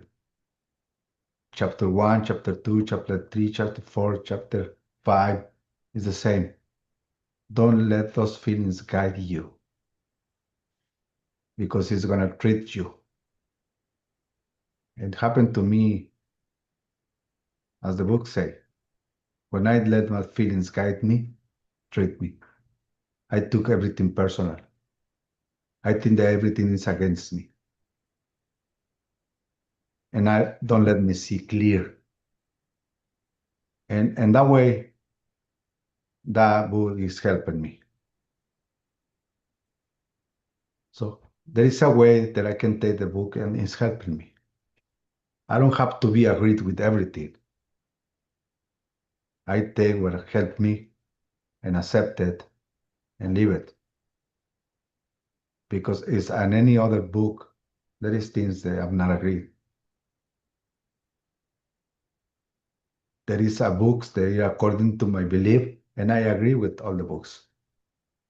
But when those books like this one is challenge my thoughts, my feelings, my knowledge, I have struggles. But make me reflect, make me make a lot of reflections about the difference between every one of us. Every one of us has their own perspective of life. Every one of us has their own perspective about chaplaincy. But this is the beauty of the humankind. That nobody of us has the whole truth. We have part of the truth only. And when we take that book as a, I don't want to say as I am taken because everyone has their own form or way to see the things. And that's what I see in this book. And take only the things that help me growing up. And the other things, if I don't like it, I don't like it, and that's it. I don't say he's wrong and I'm right because I don't know. I'm not agree. But maybe in the deepest way, I am the one who are wrong, or maybe not. But thank you, Lisa, for the great job that you're doing in this presentation. Better than mine. You put pictures and everything. No, it's not better. I You're have a not lot gonna of things. compare. We I all have a good. lot of things to learn. You can just forward to me. I'm gonna appreciate it. Okay. Thank you for everything. Thank you. I appreciate it. Thank you, Lisa. I also appreciated the pictures. I thought they were great. Thank you. You're welcome. I would offer that I can appreciate the frustration of the ways in which, whenever we have systems, they do create categories and often are presented in dichotomies of either or. I would offer Alice that the overall paradigm of the book is the notion of continuums.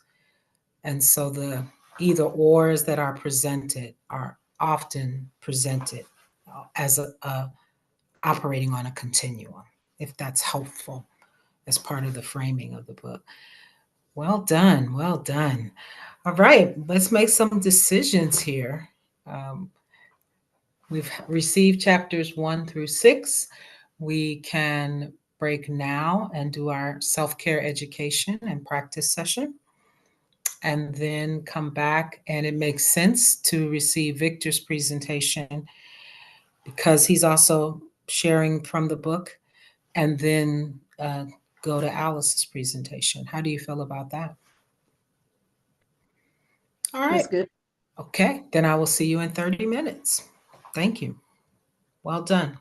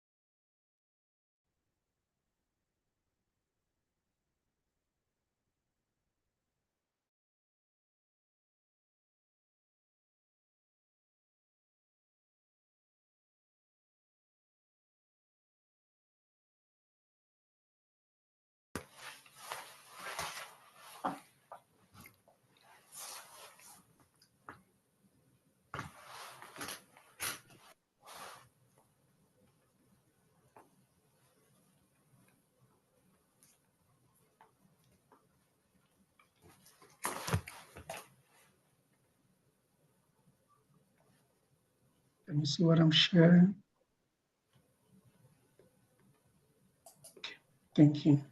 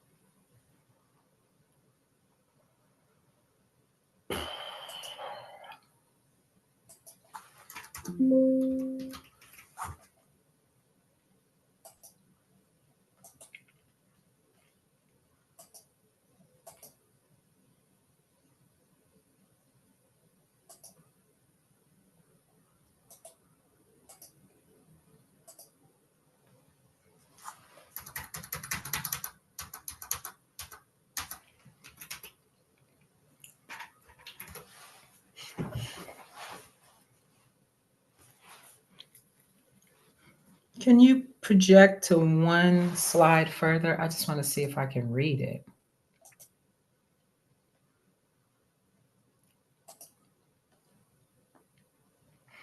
Okay, it is large enough. Larger than life.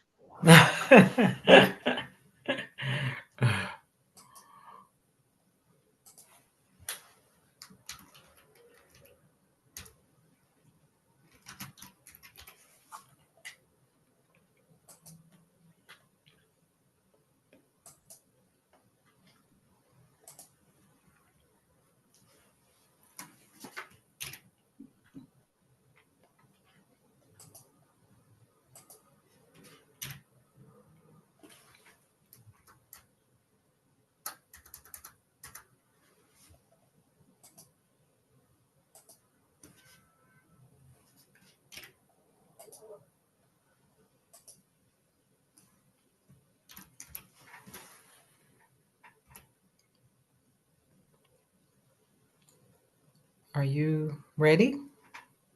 Okay. Okay, we're ready. All right.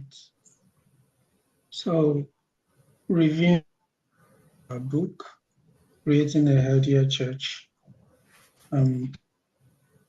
Leadership and Congregation Life by Ronald W. Richardson. I tried to touch up because there was a graphic. So I did a very poor graphic here, but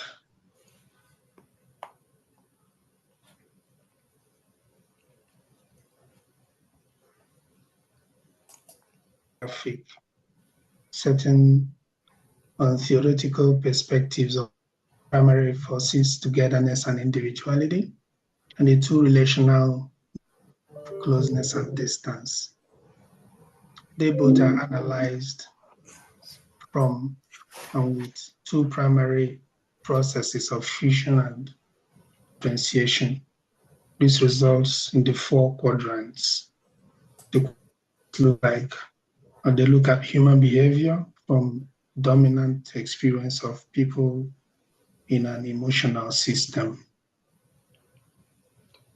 This is basically the functional style that highlights the lower quadrant as enmeshed. It's referred to as enmeshed fusion. Those operating with this area find it difficult knowing where one's boundary begins and ends. They are totally enmeshed with one another, and their interconnectedness make it blur the line of individuality. Here, people tend to think, feel, and speak for each other. You could ask a question and another person gives an answer, believing that he or she is speaking for the next person. Emotionally, they feel like a stuck together blob with little sense of a life of their own. They are an undifferentiated family egomas. The book highlights and calls them the dread and harbor. The dread and harbor the fear of abandonment, having a deep-seated need to be loved, accepted, and approved of. Their emotional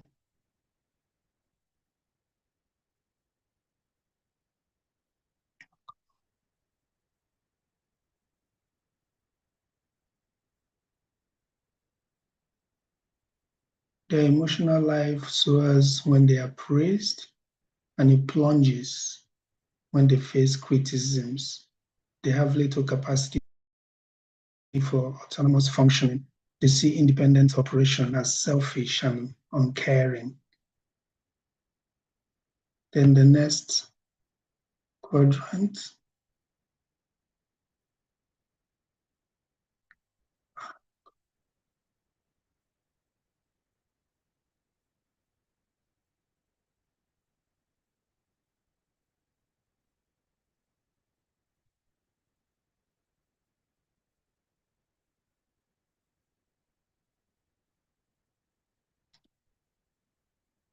those thought system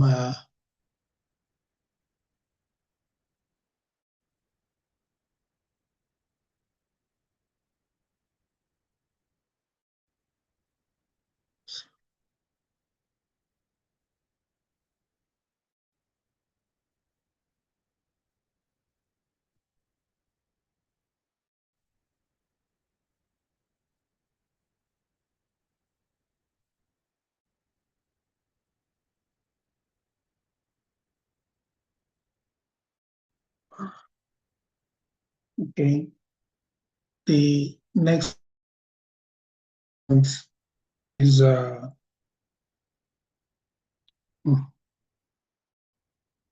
something is wrong with my system. I'm sorry.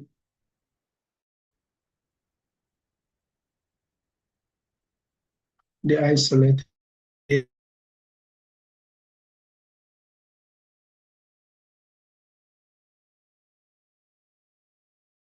And a sense of self by staying distant and having a sense of individuality that excludes others and seems as if they are enemy to self. For them, distancing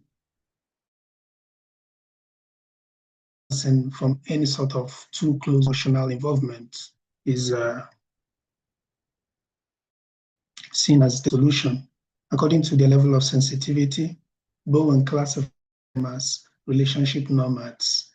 They can stay in a relationship only as long as they not get too close to becoming emotionally intense or becoming emotionally intense. In large groups, they are usually weakly connected and strongly isolated from the outside world. They may be shy, dependent, and clingy as kids, but develop into highly defiant and distancing adolescents. They seek approval and dread rejection. They emit sterile qualities that keep life uneventful, majorly unexciting. They may find themselves defensive in their quest for emotional safety.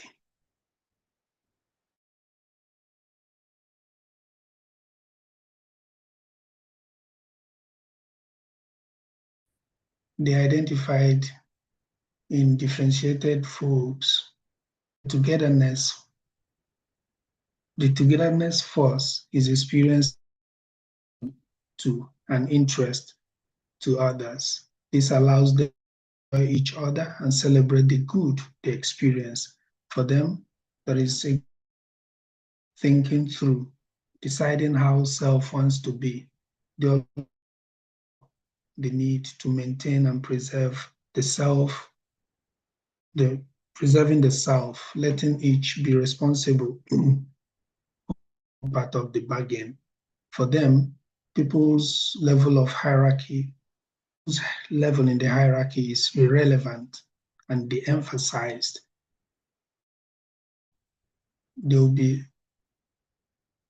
be lower lovers. There are lower lovers between members of the group.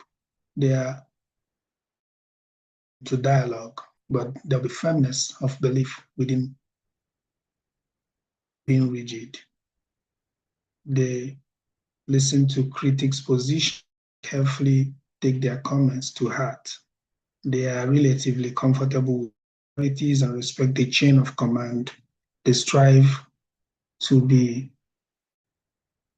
open to communication and keep the system down the loop. And the next is the alone. And these are people who want to be in their own space. They fear criticisms. They seek to avoid it and look forward to approval and support from the positions they take. They do not need the cooperation of others to be a solid self. It is not explicit, not necessarily feel lonely, but the reality is that they are they are not governed by it. Aloneness is not a goal for the person, but they realize that this outcome is genuine and surprised by it. When acting on principles and beliefs, goals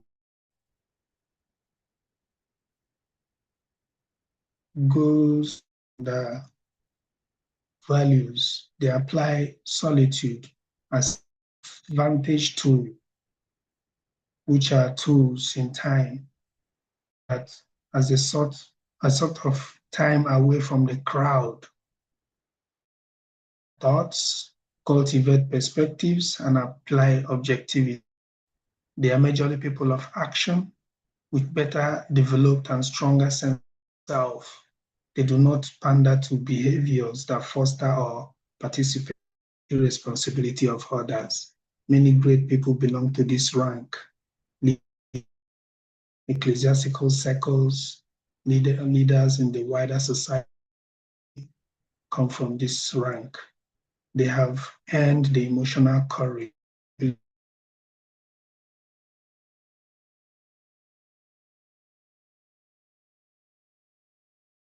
Instance of Martin Luther, the reformer, as belonging to this group.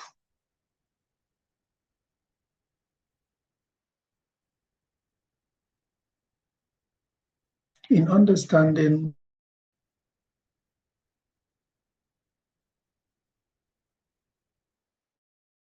Chapter 9, the triangles in a congregation. In understanding the nature of emotional triangle, one must, in understanding the emotional systems, triangles must be factored in. In the concept of a triangle, it means one of the most important contributions to systems theory. Ideals and even the ability to predict human emotional functioning in a large system. Triangle refers to a three-person relationship where two in a close, often comfortable that is a two-person relationship, and the third person acts as an outsider or a way to manage the tension or conflicts between the two others. According to Bowen, are considered the basic blocks in family systems theory. They can be stable or unstable. Triangles can serve to either manage anxiety and conflict or create unhealthy dynamics. Understanding triangles helps us to see in the context of a larger functioning system. once we are able to identify triangles, we see them in almost every aspect of emotional life, systems, and interaction.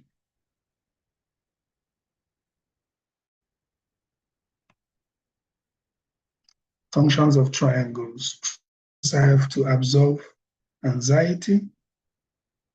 They cover over basic differences and conflicts in an emotional system.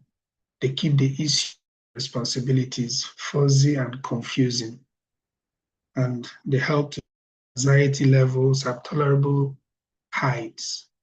As the anxiety is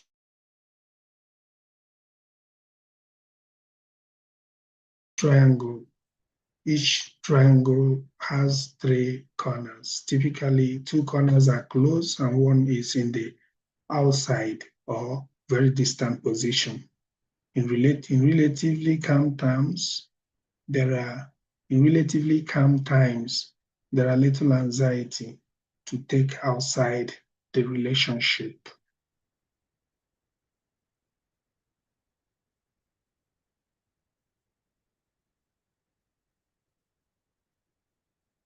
Spotting triangles.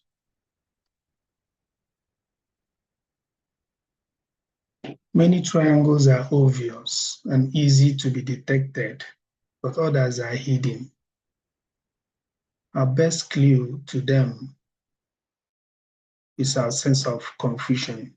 So when the situation really doesn't seem right and things don't add up, you're advised to think twice.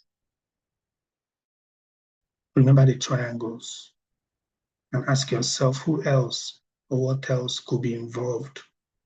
We gave instances of perhaps when somebody comes in and begins to flatter you and tell a story about the next person who is not physically present, is a clue that perhaps the person wants to put you in a certain triangle that you may not be ready for at that instance. When you have no particular need to know, people come and give information, maybe after service in a church group, somebody, steps up and begins to talk to you about the pastor or the choir master or some church member or the financial board members, begins to pick up a story and tells you, even, wants to talk to you about their personal lives. So these are red flags. So because you don't have particular need for such information and you won't be able to place a finger on why they are doing that. But by getting the proper information, you might also have a sense that the flattery is an attempt to enmesh you in a particular triangle. Triangles may be difficult to spot when they involve more than one person in each corner. Sometimes it's a group of people or one thing or another, and an issue can be in the one corner or all three or all of them in 3 corners at the same time. Perhaps the person addressing you might be speaking up for some faceless individuals. So we are looking at one person, not knowing that that person stands in for some other larger group.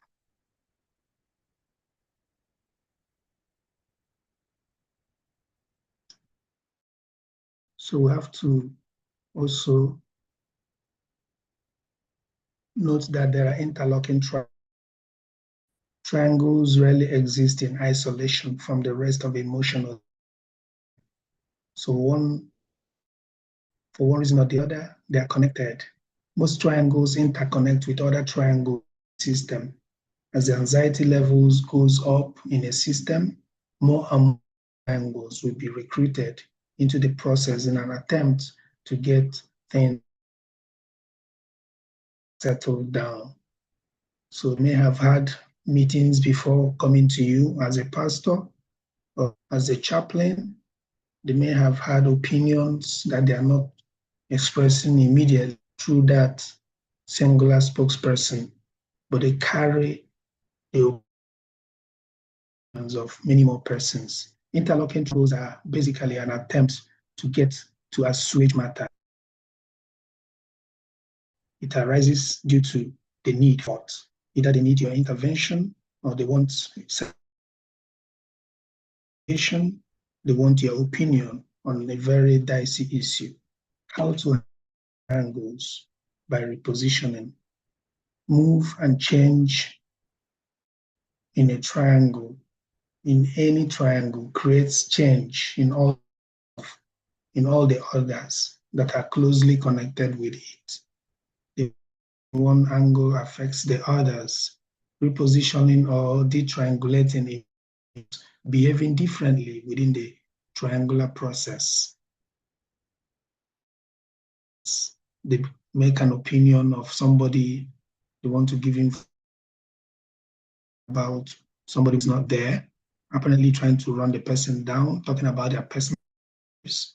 We could stop them short by, requesting that the person, if anything be said, should be said in the presence of that person, not talking behind their back, or getting you into or feeding you with information that are not entirely unnecessary.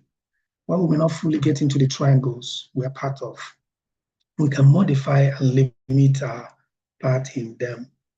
We may need to focus just on our own part and do things differently. So you don't buy into their narrative. You can immediately request for the third party to be present. It will also go a long way to not letting yourself be sucked into the triangle. Differentiating efforts will lead to repositioning into the triangles and probably create a change that matters in the system. Truth-telling is also critical in order to avoid triangulation. Have the courage to ask clarifying questions so as not to be drawn in unnecessarily. A spouse talking about his or her partner, it's not necessary for you to perhaps get into all that transpires within the home. So you could request that they set up a meeting rather than going on frivolous narratives. Do not appear judgmental in a bid to avoid being drawn into triangles, probably dismissing the person, arrogantly. You also give a listening ear, yes, but you can stop the person short by requesting that the third party shows up and not perhaps, making the person feel guilty by being judgmental in your reaction. Try to be more comfortable in triangles, less reactive, focused, define your own direction, stay in emotional contact with the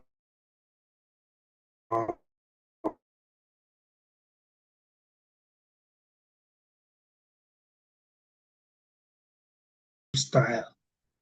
But other theory is of siblings, their siblings' position in the family of origin. They help explain why children in the same family are so different from one another. It explains the variety of relationships and leadership styles that result in life. Psychologists Walter Thurman and others that propagate the birth order theory, and it has much to say about marriages, the way of parenting, the way of socialization, and even the jobs that people tend to embrace when they grow up later in life. The birth order theory states that the characteristics of a particular person can be modified in many ways so that the person will appear like a typical oldest, middle, or youngest child. The categories are merely descriptive. They say only how much people function in relation to others. The theory attempts to explain why some people can work and blend together more easily and comfortably with others when they come from a complementary birth order, and assuming they were relatively happy in their families of origin, they'll be at ease with similar relationships at work. Let's say the first child or only children, an only child, you're an only child, perhaps it might be easy for us to form a bond.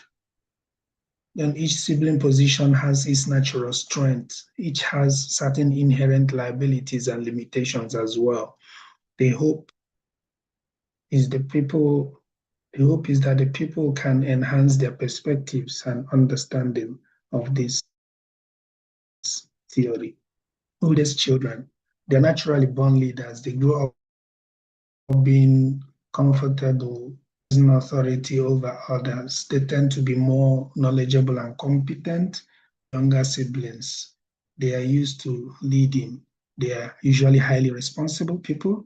They're often bothered by criticisms. Some people don't feel comfortable being around oldest children. This can evoke a lonely experience for them. That is, the oldest children. When people tend to avoid them because of certain authoritative tendencies. They are valued for getting things done, but they are rarely the life of any party, a celebration.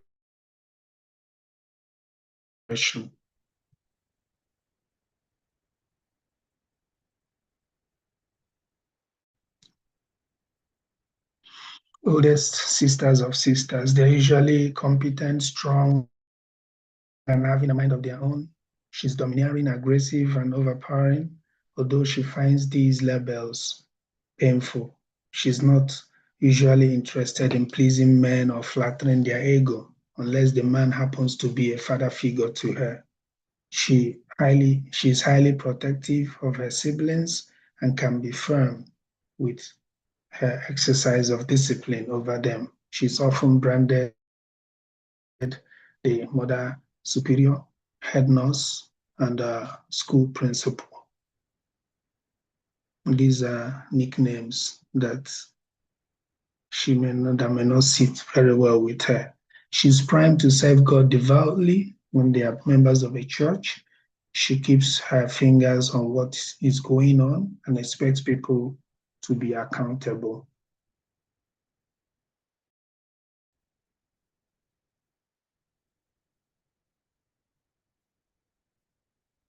Older sister of brothers, she's more concerned about men. She willingly her strength and competencies to serve them and make them look good. She's sensitive to those who differ from her and believes in the value of mediation. She is tactful, works behind the scene. Oldest brothers of brothers, he's usually the boss. He's a church person. He wants to win. He's highly pragmatic. He's not known to take risks. He is the fact person. He can be strict, conservative. He's a good leader, but somewhat dictatorial. He likes to take responsibility for others and feels free to plan for others. Oldest brother of sisters. He is easygoing and less driven than the brothers of others. He is considerate, kind, and tender, less selfish, viewed as a warm, paternal, and caring. He is a hard worker and is not easily discouraged by challenges. The youngest child is a baby of the family. Others tend to see them as cute. It is hard for them to feel like they and their ideas are being taken seriously. Parental expectations are often lower. They experience less pressure to achieve, less decisive and clear direction about life. They are very popular among their peers. They like to have fun. They may be more shy and withdrawn, depending on how their interaction with others pan out. Middle children. Being a middle child feels bland. The middle tend to struggle more in life, wanting to have more of what the others have. For them, life seems to be more unfair. and middle children set out to battle on behalf of justice. They are more responsible than the youngest children below them, but cannot command the respect like the eldest. They get caught up in the power struggle with the eldest. Only children, the only child, they do well with authority and work to please them.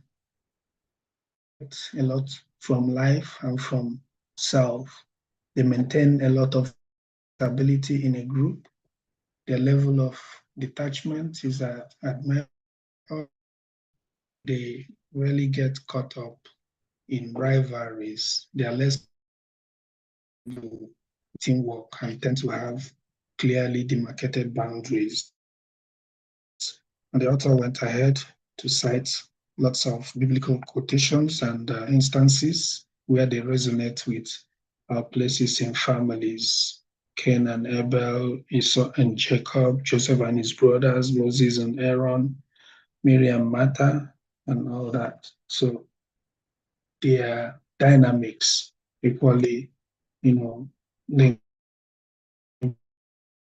up with the reality of our lives, such as also the instances of the prodigal son and the elder brother, and some other biblical stories that highlight that family placings and birth situation and birth order creating our personal lives.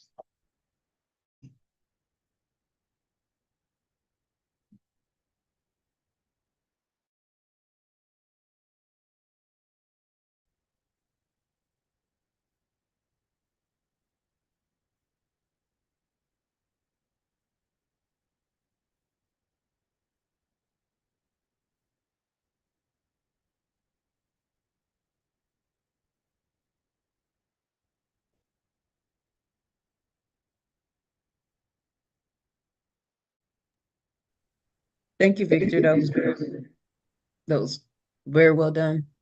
I could see myself in the roles of the middle child and different, and even my siblings, the older ones and oldest brother and all that stuff. Kind of makes sense. Um, and even my son as an only child, I see a lot of that reflected in him as well. So, thank you for pulling out those points. And it's very well done. I like what you did, so I appreciate it, and thank you. Thank you, Lisa. Thank you. Yeah, great job, Victor, as always. I like the slide 13 when you describe about how we can move ourselves in the triangulation. When they say you don't have to, or you can stay emotional, you can stay emotionally contact with the others, without involved by asking the right questions. And that was a key for me because I've been struggling with that. Do I have to step up? Do I have to be in? And got that information, give me a better, clear understanding about my emotions in the triangulation. One question can change the dynamic. And as he say, has to say the truth. No, and the other one in the slide 18, when you talk about the oldest people, he described a lot. I have it in me. He described very well what the elders brother is capable of doing or aware of how he handled his life with the others. And give me a clear picture about myself, about the things I have to work, because it's a really feedback, be about the things I have to be aware, and my boundaries when in the family system. Thank you. Great job. Thank you, Victor. Appreciate it. Alfredo.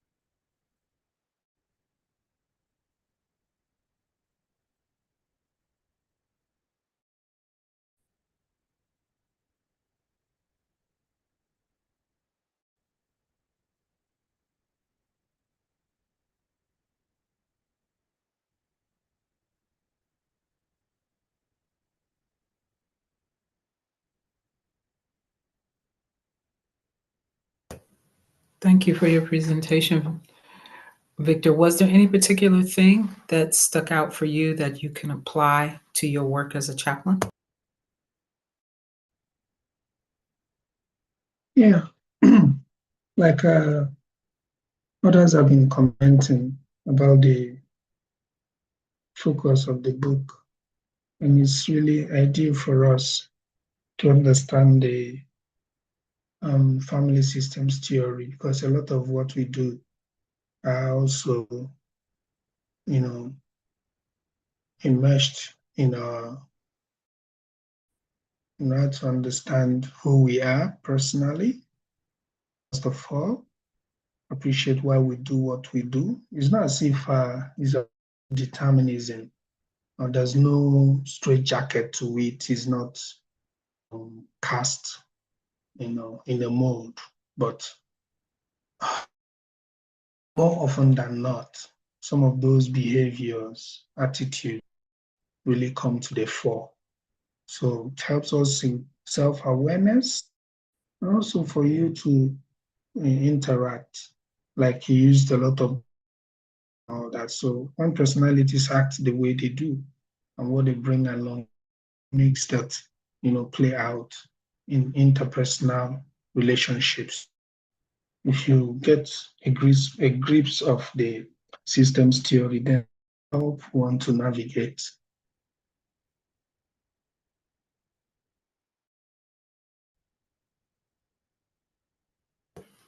Very good. Thank you. Any other feedback?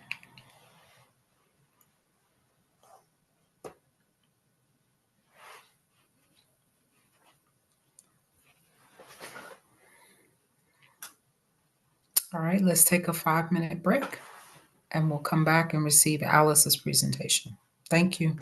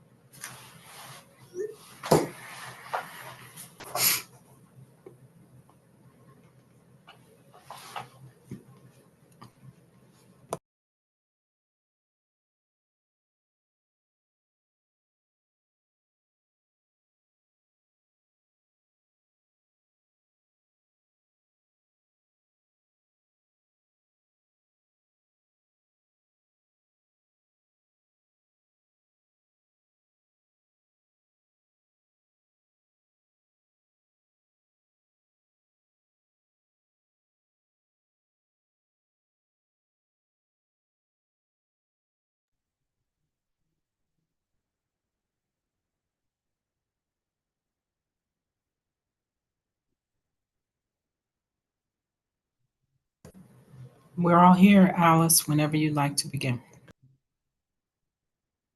Can you guys see it? Yes. Okay. I want to begin by stepping a little back because, and I want to apologize really to the group. I need to be able to differentiate the kind of setting because I'm not used to settings. When we do book reviews, which is what we are doing right now, we talk about the pros and the cons. And by me highlighting the both and as something I don't agree with, I am in no way or shape dismissing all the positive arguments of the book. I wasn't doing that. There's a lot in the book that is very helpful, and many people highlighted those. I felt to be my authentic self, to highlight those things I find in the book that to either or are not very helpful. So if I did that and people think I'm trying to dismiss and not taking what I want and leaving what I don't want, that was not the essence. And I think it's a very different dynamic for a group like this. And I need to be able to know my location. So I really want to apologize about that. If any of you felt I over dismissed the book, I apologize. That was not my intention. No, you didn't. No.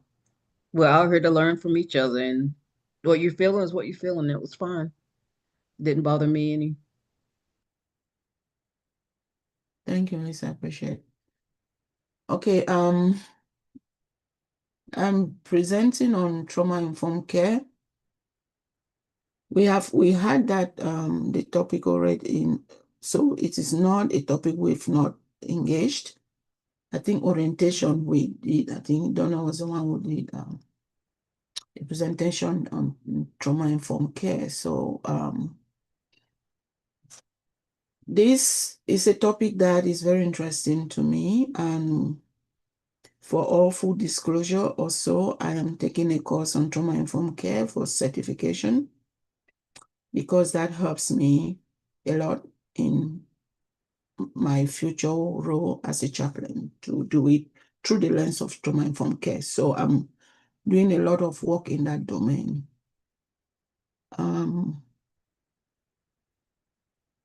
So I'm going to engage it in terms of how it relates to chaplaincy. But before that, I'm going to give a little bit of what is trauma.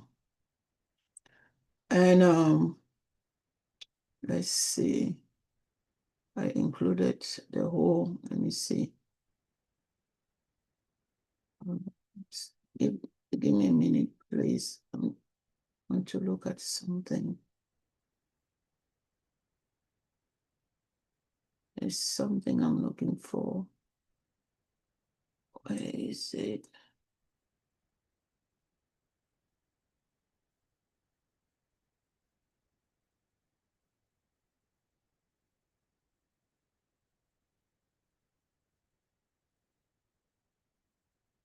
Anyway.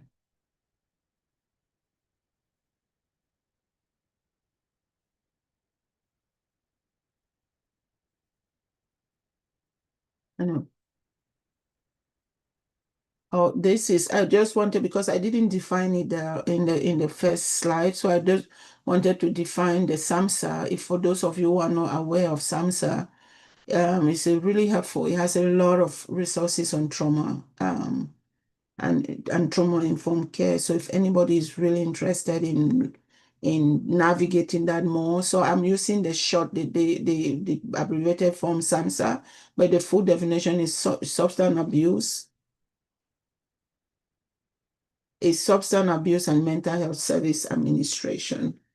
So a lot of resources that I use and that is even used in the trauma-informed care class I have comes from SAMHSA. So I just wanted to give the full abbreviation because I should have done it here, but I didn't.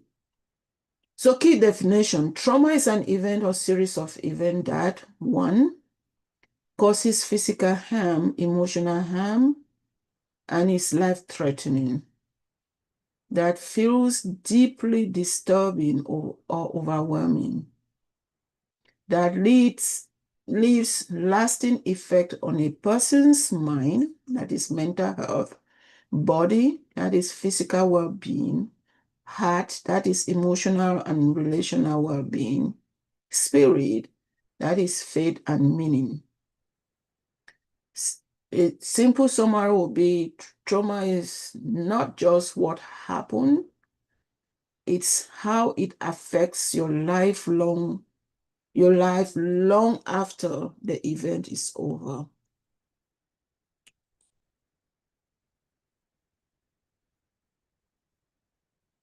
So the definitions, let me see.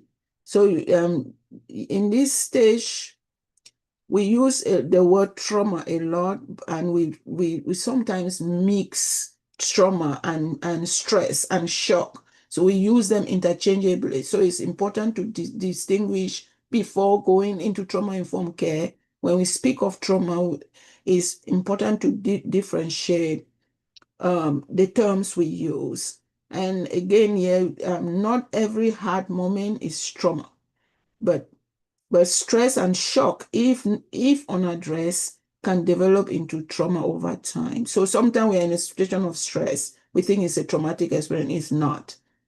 We've had in a situation of shock, we think it's traumatic experience. It's not. But if these two dynamics are not addressed, it turns into trauma.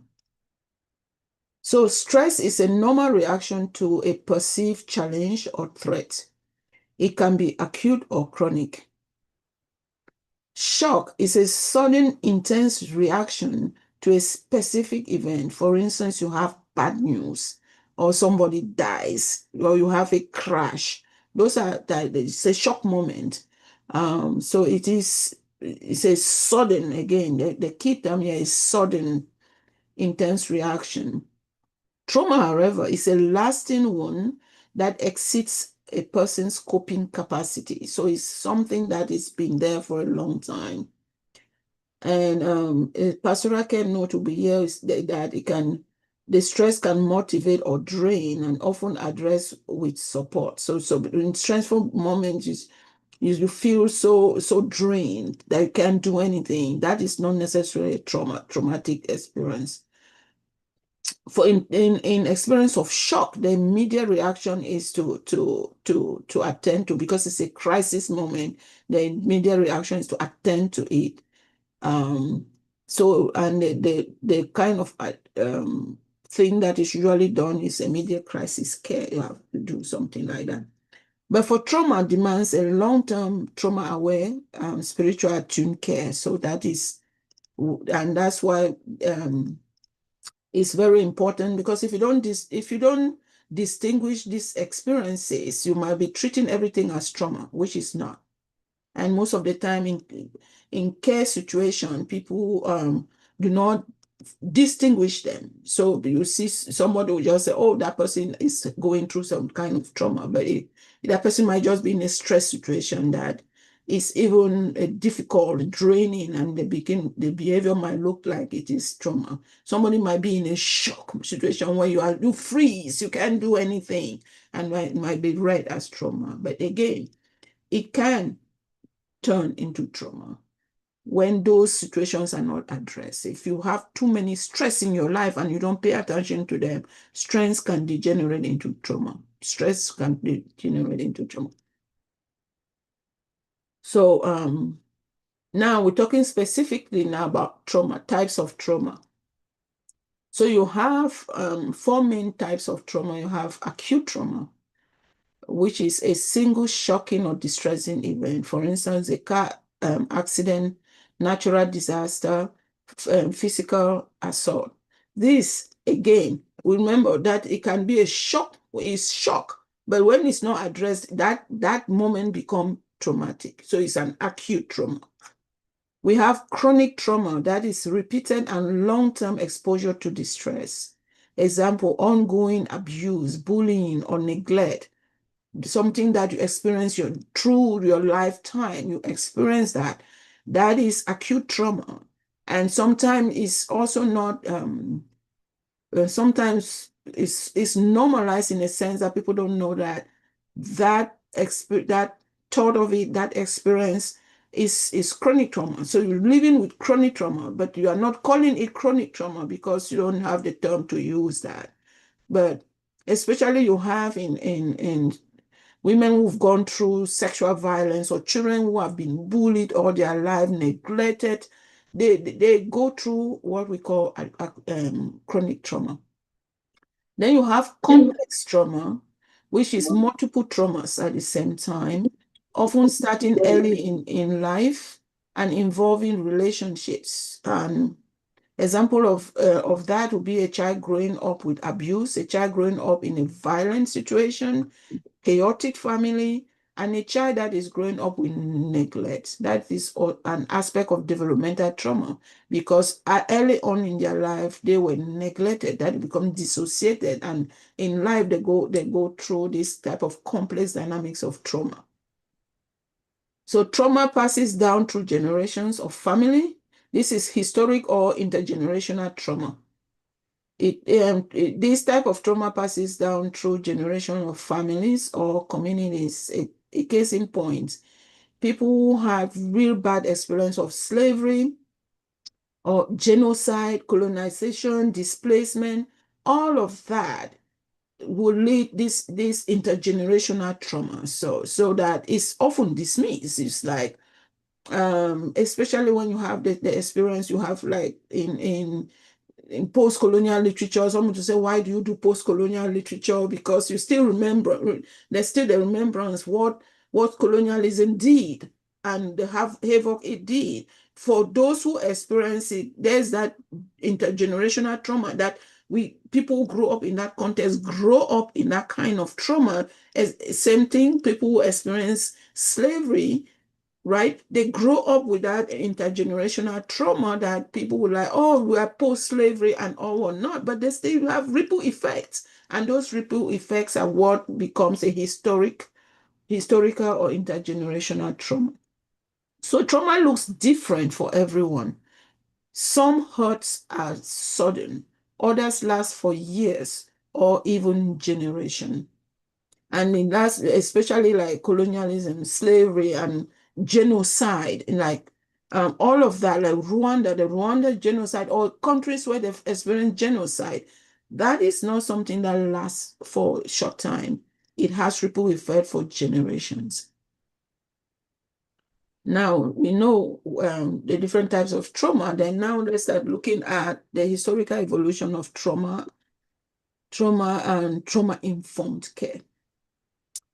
Early recognition of trauma, I'm going to go this very briefly and quickly. American Civil War, terms like soldier's heart, nostalgia, and nostalgia describe emotional distress. So people didn't have the language to understand what people were going on. So they used terms which essentially dismiss the reality. They were just not unaware of that. So you have World War I, the shock attributed to symptom to physical blast impact. So the thing is cell shock, but those shock moment creates traumatic experiences. Civilian trauma, you have industrial accidents and disasters started to appear in occupational and public record. All those type of accidents, those were early signs of trauma, which gradually will be recognized and acknowledged as actual trauma. And then that's when trauma-informed care becomes a reality on how to address those situations.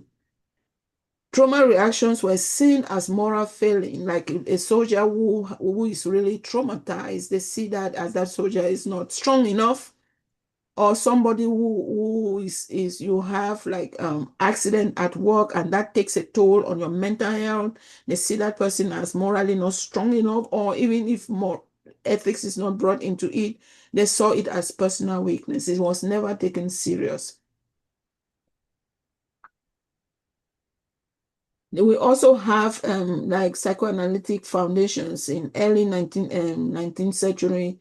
that most of people will know now. Sigmund Freud is the one that is always named there, but you have other names like Pierre Genet, Jean Martin, Charcot, and all of these. They start theorizing the psychological trauma as dissociative in nature.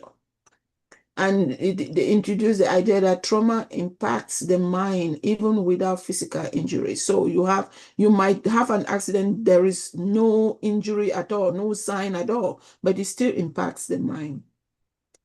Then you have post-Vietnam era and the birth of PTSD. You have a lot of people, veterans during that time. That's when the PTSD, which is post-traumatic stress disorder, start being recognized, but it was seen like stress, extraordinary stress. But it wasn't really still taken seriously that much. Vietnam War also developed group therapy method for PTSD, and they emphasize socialization, shared experience, and reintegration.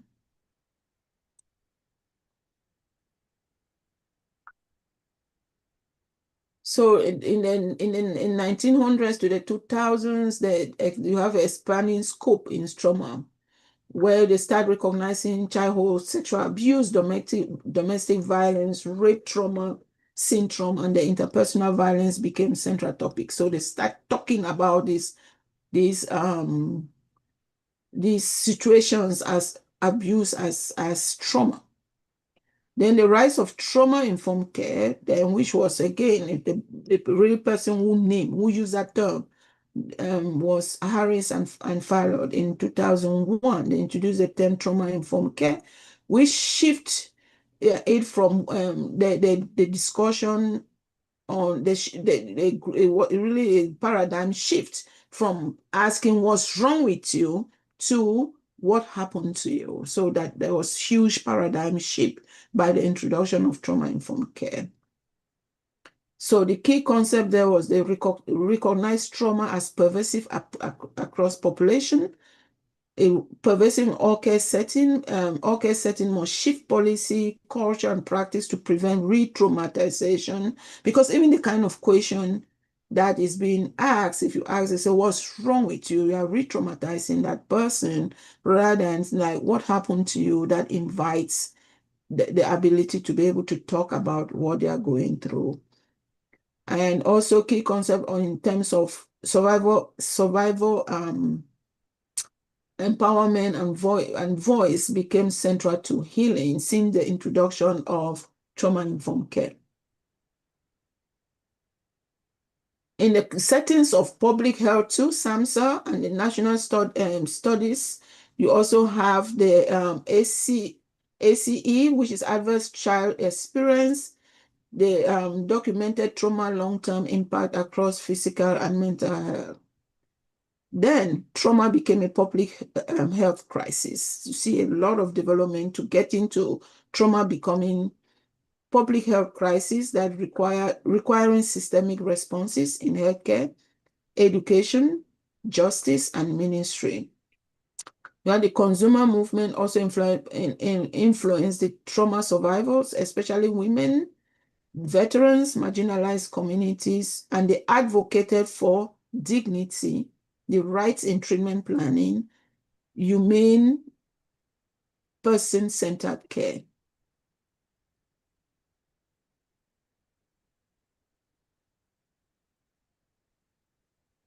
Why this history matters for CPE? It really matters to know the history because trauma is not new, but our care must evolve with our understanding.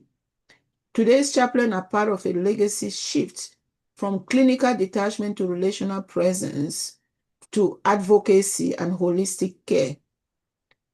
Knowing this history equips CPE students to recognize one, bias in history, in historical care models, the sacred responsibility to avoid re-traumatization, the power of the chaplain trauma-informed posture in building trust and promoting healing.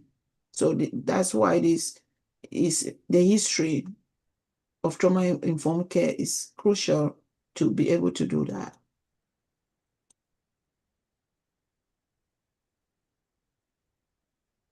What is trauma-informed care in more detail?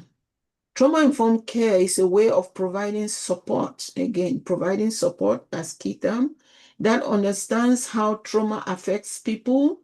One, bodies, how trauma affects bodies, not just bodies, how it affects the mind, how it affects emotions, how it affects relationship, and how it affects faith. It shifts the question again from what's wrong with you to what happened to you. Why it matters. Many people have experienced trauma, even if it is not obvious. Trauma can impact how people respond to care, how they build trust, or experience spiritual support. The goal of trauma-informed care is to create a safe, respectful, and empowering environment for healing, so people are not hurt again, that is re-traumatization, in the process of receiving help.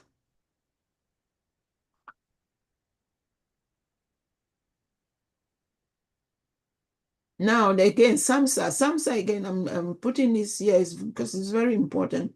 In 1998 to 2003, the SAMHSA, there was a study that was funded by SAMHSA to improve care of women survivors of violence with co-occurring mental health and substance abuse disorder. What is co-occurring disorder? It refers to the presence of both mental health disorder and a substance abuse disorder in the same person at the same time. These are key. It is not either or. So sometimes you see people with substance abuse, they also have mental health. And to be able to deal with it, they are co-occurring, therefore they must be treated both at the same time, acknowledged. Example, somebody struggling with depression and alcohol addiction, same person. Someone living with anxiety and opioid dependence, same person. Trauma often underlies both conditions, making recovery more complex because they have to be addressed both at the same time. And most of the time, it's a difficult thing because one is acknowledged, the other one is not. Why it matters? Treating only one condition, that is substance abuse or mental health, without addressing the mental health component often leads to relapse. So a person will relapse because only one aspect of it is treated. They are not treating both at the same time. Trauma-informed integrated care, which is mental health plus substance abuse plus trauma counseling. So it allows, it's more effective because it addresses the whole person.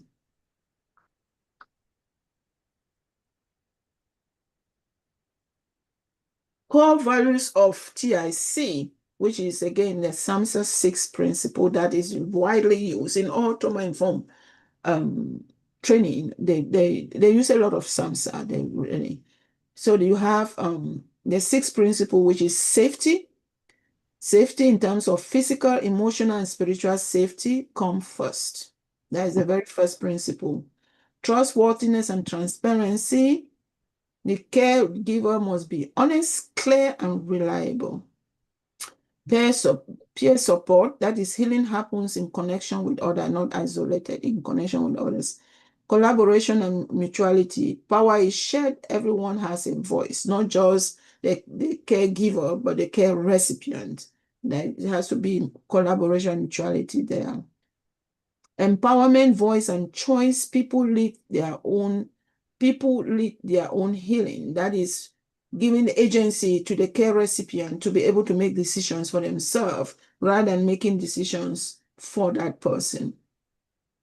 In simple terms, cultural, historical, and gender sensitivity, that is, care is respectful of identity, culture, and lived experiences. And that's why CPE emphasizes a lot of intercultural awareness, if not competence. So never being competent, but awareness. TIC means treating everyone with care, awareness, and a deep belief that healing is possible.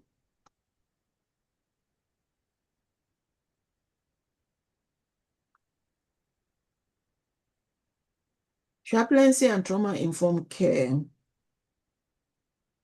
Chaplaincy already walking the trauma-informed path. So that's why I say we benefit from the shift that is happening, because chaplaincy is done through the lens of trauma-informed care. So chaplaincy is already walking the trauma-informed path. Key idea, CPE already intuitively practice many of the trauma-informed care principles because it focuses on presence, dignity, and relational healing.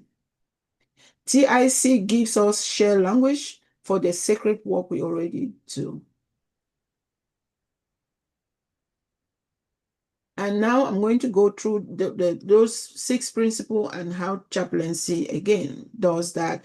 Again, I'm gleaning from what I've learned in both TIC and what I've learned thus far in CPE. So there will by default be a lot of holes there that only Donna who has gone through the whole thing can help, and those of you who are in Unit 3. TIC principle, it ensures physical, the principle number 1, which is safety, which ensures physical, emotional, and psychological safety. How chaplains do this? They use calm tone and body language to de-escalate distress. Offers grounding presence during crisis. Respect personal space and emotional boundary. We hear all of this all the time. This is really walking the path of trauma-informed care. Create spiritual safety for hard questions and emotions. Our presence become a safe place for someone's story, which is very key in chaplaincy. The principle number 2, which is trustworthiness and transparency, which is to build trust through clear, honest communication. How chaplain does this? Chaplains do this. Explain who we are. I'm here to listen, not to fix. Again, or the many phrases we use. Clarifies confidentiality and limitations gently. Avoid spiritual pressure or forced conversation. Admit uncertainty. I don't have answers, but I can sit with you. So in essence, in like truth telling with humility, that builds the trust that the principle number 2 advocates.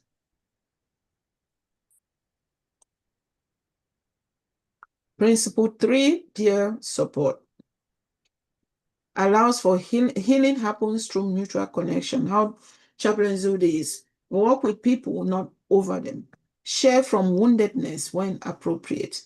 Lead grief groups or healing circles where peers support peers. And this is what we do every single week, that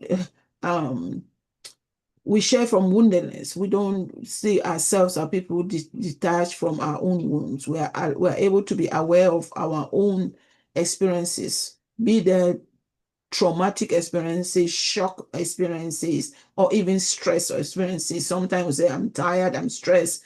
So the chaplain does that. It's like the ability to be able to be self-aware in those moments, allowed to be able to work with people who need trauma, the care recipients too. We are not above the suffering. We meet people in it. That is acknowledging that awareness that we too are people who are involved. We are not walking over. We are part of it. Principle number 4, collaboration and mutuality. The principle minimize power dynamics, co-create healing. How chaplains do this? Ask, where would you like to begin today? Respect the care recipient's theology and avoid imposing our own good lesson. Let the person's lived experience guide the care encounter. So it co-creates sacred space, not control it. Principle 5, voice and choice. TIC principle is support agency and self-determination.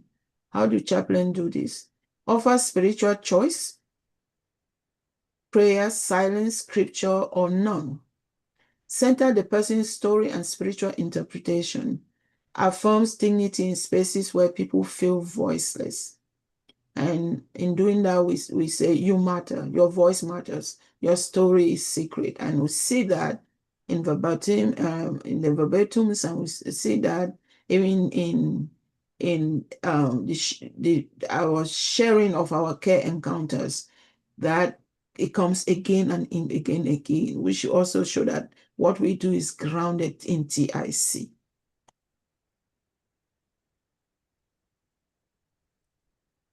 Principle 6, cultural, historical, and gender responsiveness. That is, acknowledge and respond to identity-based trauma.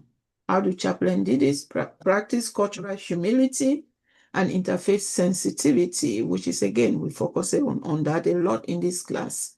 Serve as cultural translator and advocate when teams misunderstand.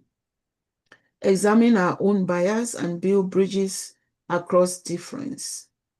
Respecting spiritual diversity is itself a healing act.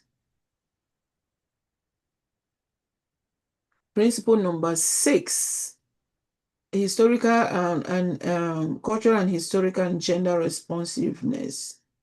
Wait, is that not the one I just did? Yeah, I did. I just did that. Okay. Those are the 6 principles. So the summary is chaplaincy practice that reflects trauma-informed care. TIC is not new for chaplains. It is what we already strive to do with deeper awareness. Key chaplaincy practice we've looked at, we use gentle invitational language. This is summarizing all of that. Will it be okay if I pray with you? Not like let's pray, we just impose prayer, but ask, will it be okay if I pray with you? Create emotional and physical safety. Offer calm, grounded presence in vulnerable moments.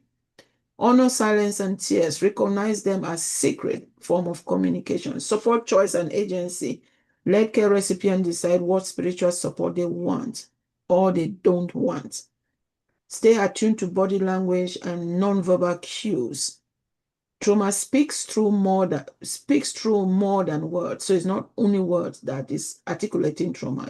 It's more than words. So verbal cues are very important. Body language, very important. Be culturally and religiously sensitive. Adapt care to honor faith traditions and spiritual expressions. Practice of self-awareness. Reflect on our own bias and story as part of ethical spiritual care.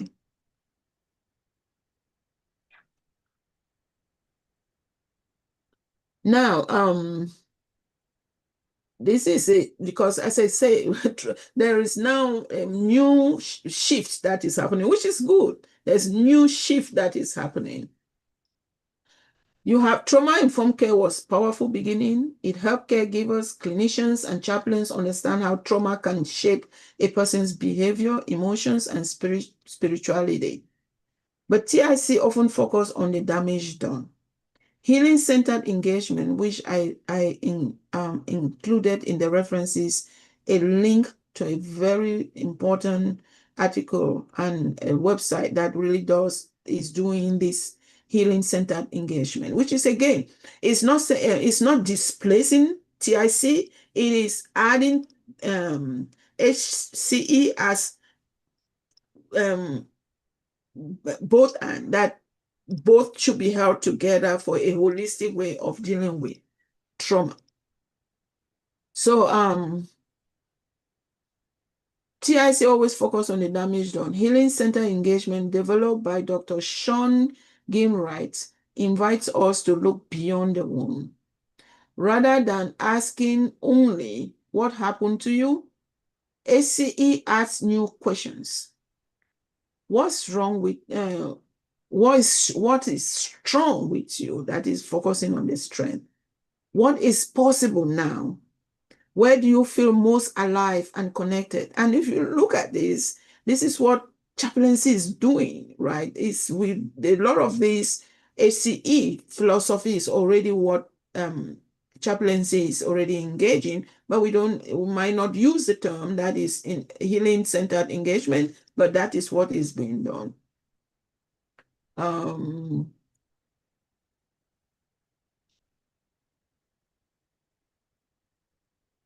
It also shifts the focus, reacting to trauma, to cultivating strength and possibility.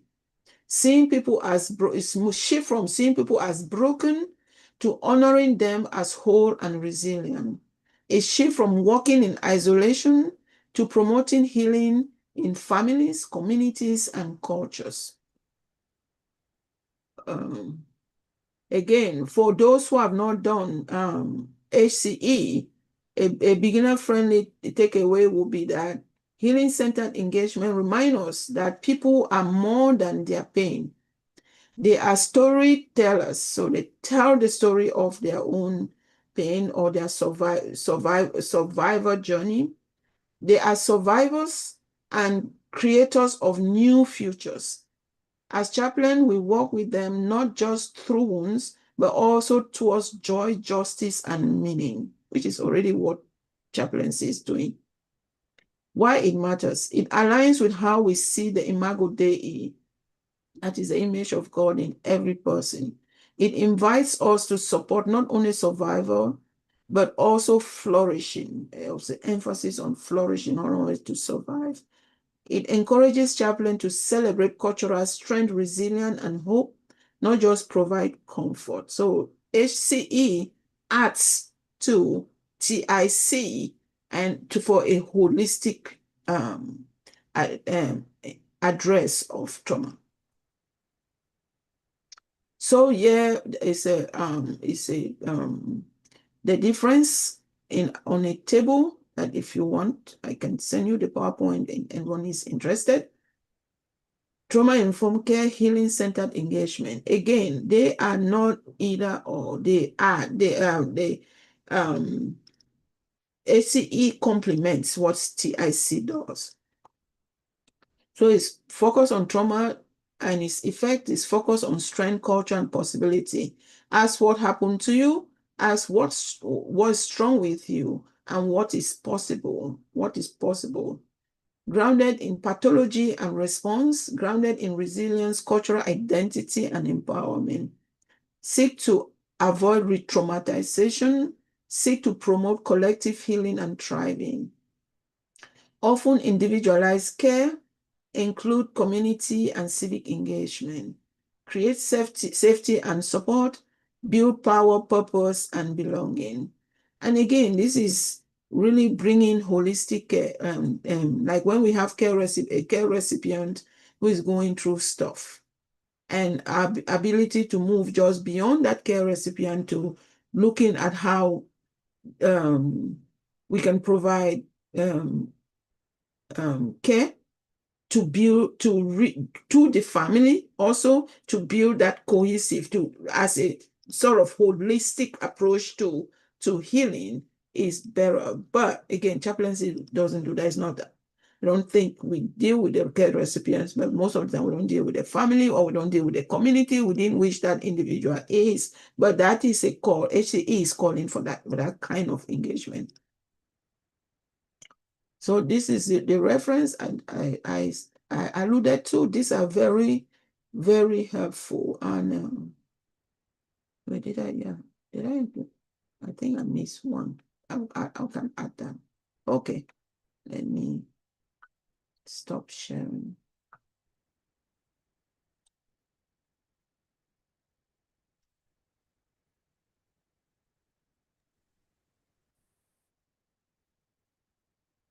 Wow.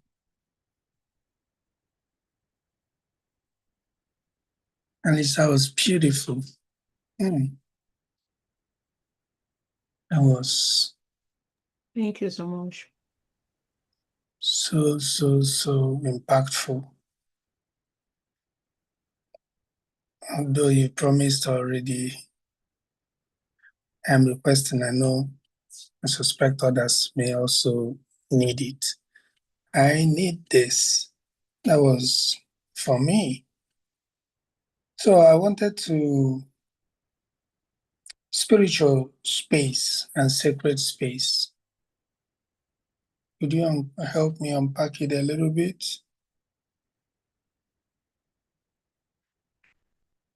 I think those terms can be used interchangeably depending on what context. For some, again, those are all terms that can be translated in interfaith context, right? That some will call it spiritual faith space, and some will call it a sacred space. I don't know.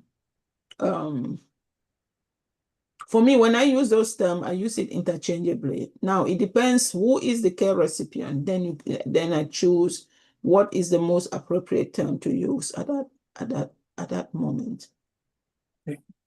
Thank you.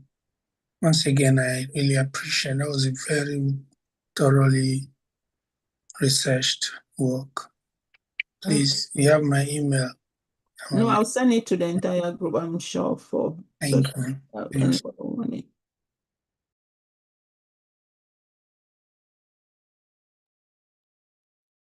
Yeah, I really appreciate your presentation. You'll be ready to present next unit, won't you, for a didactic? Very good, very good. And I do want to learn more about trauma-informed care. So thank you for sharing that. And the healing centered healing center engagement. I want to learn more about that too. So thank you for providing that, because I didn't know anything about that.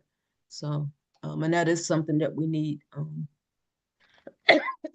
excuse me, to help the care recipient move forward. So thank you for everything. Everything was wonderfully done. So, and it seems like you did a lot of hard work, and that class that you're taking is paying off.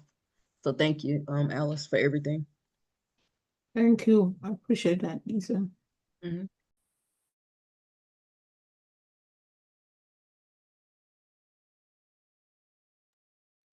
Thank you, Alice, for your presentation. You spent a lot of time, and I appreciate that. The investment of time to doing that, the great job that you're doing. Is too much information and trauma helped me a lot because I'm working in the hospital and the trauma center that we have in the emergency. So I affirm a lot of things I've been doing. Like we are there for listening, not for fixing it. In any situation, I think is applying that. Anywhere we are not trying to fix nothing. We're for listening and support them. And the other one that you touched was we are not about the suffering. We meet people in it. And for me, it's a key as a chaplain. How can I give it to the people a better service? And the other one is what they say, we create a secret space, not control it. And that's a really, really powerful statement about what we have to do it and what we are there for. And that secret space, because sometimes we try to control the things. And we are not there to control nothing. And that was powerful. And it's too much information for me. A good information. In some points I lose it. I try to be focused and my mind try to absorb it, say, you keep going, and I try to reflect on points and you keep going, and say, okay, wait a minute, just take few of them and it's gonna be enough. But it's a really good information. I'm gonna be appreciate you sent to me the PowerPoint. And thank you for taking the time to reaching us, because you make us reach. Okay, you give us in 40 minutes what take you 3 or 4 or 5 hours to work to did. Thank you very much. I appreciate it. I'm sorry for giving you 40 minutes. Actually, you know me by now. Anyway, I'll try to reduce the time. I'm already reducing time when I meet care recipient. Ask Donna, she'll tell you. No, was great. Thank Don't you. misunderstand me. No, I Was didn't. No, I know. I was just making humor. It is humor that I'm trying. Yeah, yeah. Thank you. I appreciate that. And then not controlling the space is for me particularly. I'm really trying to, you know the verbatim I did, and I'm not going to use the term I used there. It was the trigger that made me control the space. What's that? Wasted semen. Cement theology. I control that space. I know that, but I was triggered and I control that space. I think it's a reminder. Self-awareness is very important. We grow pieces by pieces every day. I'm so glad to hear you say that. Thank you so much, Alice, for your presentation. Let's take a 10-minute break and we'll come back for IPG. Well done. Thank you.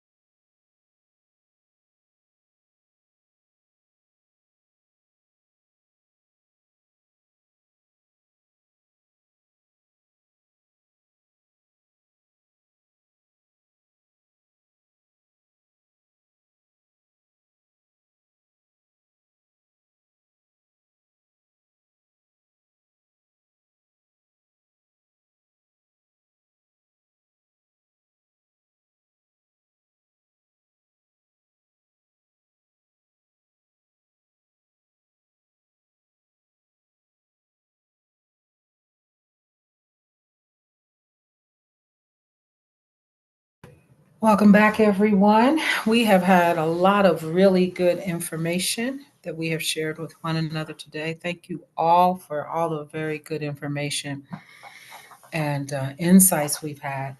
I don't have any major logistical information about our next gathering where you will do your last verbatim. I'm gonna give I give you the option of how you'd like to present your verbatim. Do you want to use, if you will, the new format that we used the last time for verbatim 3, or if you want to return to the other format where you read the entire verbatim? Or maybe you have some other combination thereof that you'd like to do. And you actually don't have to um, decide right now, because we don't all have to do, you don't all have to do the same thing. Just when it's your turn to present, let us know what format you want to present in. Okay. And it can even be a combination. You might want to set the background, but have us read the dialogue or not, or whatever format you like. The critical piece being identify the major issue that you want us to explore with you, so that we can really focus on that and investigate that at the level of our studies right now, because none of you are new to verbatims. So we're no longer doing sort of basic insights, but we're delving into dynamics and making sure that your goals for your CPE unit are achieved. So as long as you define for us where you want us to focus and you tell us the format that's going to be most helpful for you, that's what we'll do. All right. And Victor, do you have your, no, I don't think you do. And we might have already covered this. I apologize if I'm asking you this again. Do you have yourself down for spiritual reflection for next week or no? When you did it before, you're on mute. That's what you wanted to count as yours for the unit. Let it count if you. Okay. So then we won't, which gives us a little bit more, flexibility with our time, which is fine for next week. But we know on the 7th, Alice will be doing the reflection. All right. Okay. I don't have any other logistics. You have any logistical questions for me? Yeah, I will be traveling to South Africa, and I'm just hoping and praying that I arrive, because I might leave on the 6th. If I leave on the 6th, I will get there on the 7th. I've not made the final chosen the ticket, but the most likely is the 6th, and I'll get there on the 7th. If I arrive there, obviously that's fine. Doesn't really matter. I'll be able to. But it might actually also work because of the huge time difference. I don't know. Should anything occur, I'll just let you know. Okay. And yeah, and when you let me know, we'll do whatever we need to do for IS to reschedule, et cetera. Because it sounds like you may be actually traveling during that time. Okay. Thank you for the heads up. All right, let's begin IPG. My favorite part, yours too. I see you, Lisa.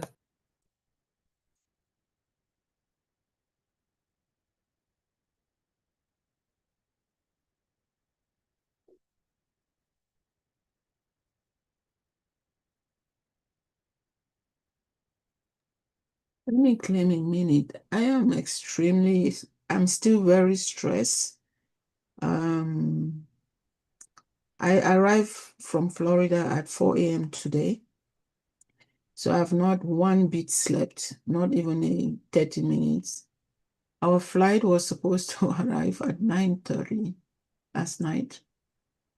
And it got delayed ad infinitum. So many people left the plane. But the thought of missing today to reschedule to miss today. I just couldn't. I said, regardless, I'm going to travel with the latest flight. And so I did. So I feel really stressed. It was a very stressful situation because even when we took off, they had to go back to the gate because there was so much trickling noise in the plane that caused most people to leave that plane again. But again, I still decided I have to get back to attend class today. I was presenting. But this is what I did. I wrote my last will in the plane and texted it to 5 different people that if something should happen to me, that my family should so united.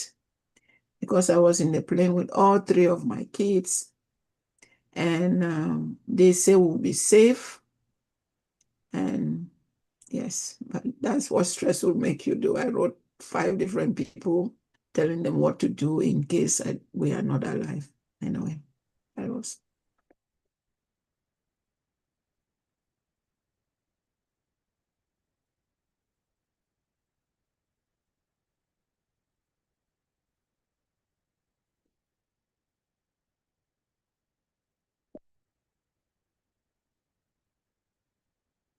Alice, you are impossible. You are impossible. Wow. What a lady. You are so amazing. With all that going on, you still gave us a world-class presentation. Thank you. You're And fine. Thank you. and I bet you will not have it easy with Dana because we've been making all the effort to let you wear the chaplain cap. You want to always be the activist. Why didn't you wear your chaplain cap and give yourself some, even though it's not for you, my kids, give them some spiritual and emotional support. And you are reaching out there for litigation and having your mind set on those things. But, well, that's life. And it goes to show that where we are, just like how we're learning, all the dynamics, and they happen so too quickly. So it's for us to situate ourselves at the right places and at the right times. So thank you for really being you, a strong woman, a motivated woman. And we thank God for your life. And we'll continue to spare you, even as you intend to travel. You'll go in peace and come back in safety. Thank you so much. My kids did not find, they were very angry we traveled, and we're very afraid, but thank you. I really appreciate that. Yeah. Thank you.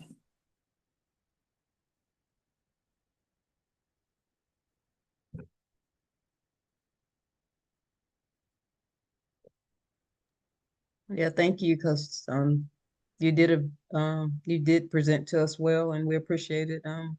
With no sleep, but you did it, and you did a great job, and we appreciate you, and I appreciate you, and keep doing good work, and pray for your safety to go to Africa, you and your family. Thank you, Lisa. I'm going by myself this time. Thank you so much. I appreciate that. You're welcome.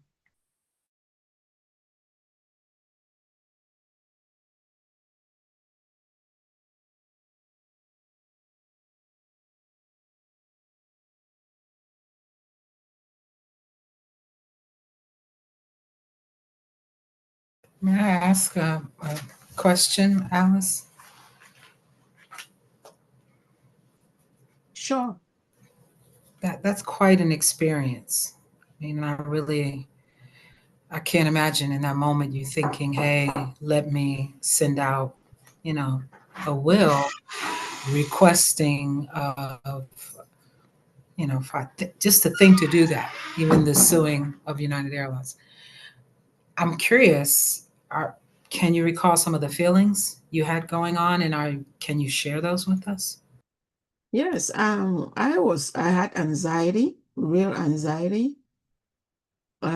Especially seeing the flights, only one quarter of us stayed. Yeah, everybody left. So there was a lot of anxiety, not only me. Thankfully, the uni that you guys saw was deep asleep, so good for her.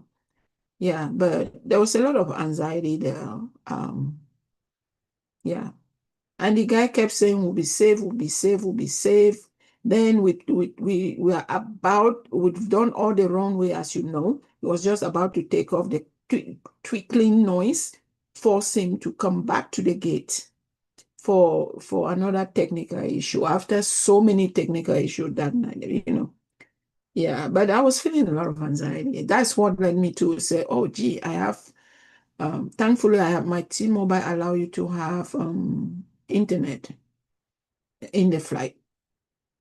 So at that moment, when immediately we took off, I said, let me just send notes because they might not know. It should in case. Yeah, I did. And my mother was so triggered by that. And I told my sister not to tell my mom what I wrote.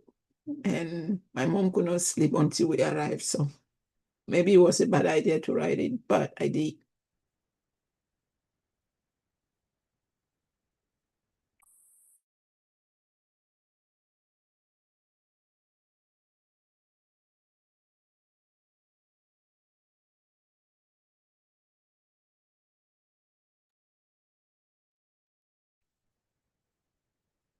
I think you do nothing wrong, Alice. Okay, and don't get that kind of a question that what I have to do this. You did it, and that's it. You didn't that time. I just want to affirm that you do what you have to do it. It made me remember my wife and I took a flight to El Paso, Texas. Okay, and when the airplane is gonna land it, there is a lot of wind and a lot of movement, so he cannot land it. So he go up again, and my wife was so nervous, was so anxious, and she wake me up because I was sleepy. And I told her, "Don't worry, everything is gonna be okay." And I get back to sleep, and the airplane is still 2 hours in the air because he cannot land it. And I don't know, but I just kept sleeping in the airplane, even though all the people was worried. I feel that kind of peace in me. And that time, but there's another times when I'm being so worried. But you do what you have to do it. Don't regret, do not regret anything you did in the moment. Because nobody knows how we're gonna respond in those situations. Yeah, your mom get triggered. You try to think that you can avoid that, but it's part of the life. It's the process of the life. Stay calm. Thank you. You were like Jesus in the boat sleeping. Everybody's freaking out. You know the passage on Jesus in the boat. You were I know sleeping while my wife. everybody's freaking out. My wife always told me Wow. that when I am in the airplane, Alfredo, you're I'm just Jesus in sleeping. the boat. Just call me when the airplane just landed, and that's it. So I don't know, just but yeah, happened to me. And my wife always called me. Why do you do that? I don't know. I just trust in God in that way, in that moment, because there's another moments that I'm being scared, but in those moments, what can happen, Yeah. Just stay calm, okay?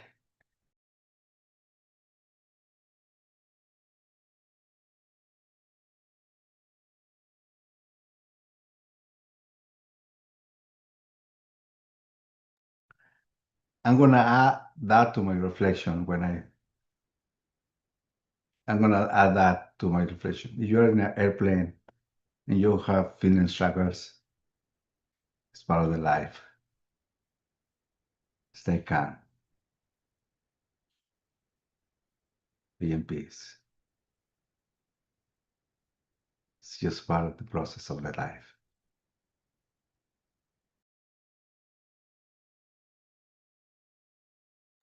I need you to be my coach, Alfredo.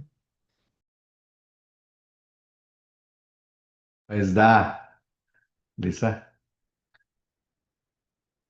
You have a very calm voice, very relaxed. I said, I need you to be my coach. Help me through life.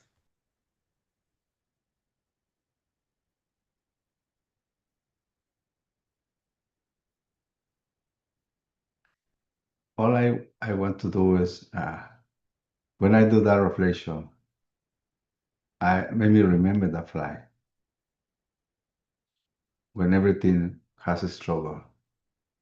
In my side, the Holy Spirit spoke to me, says, stay calm. You just pass part of the process of the life. And from that time came the idea to do this reflection.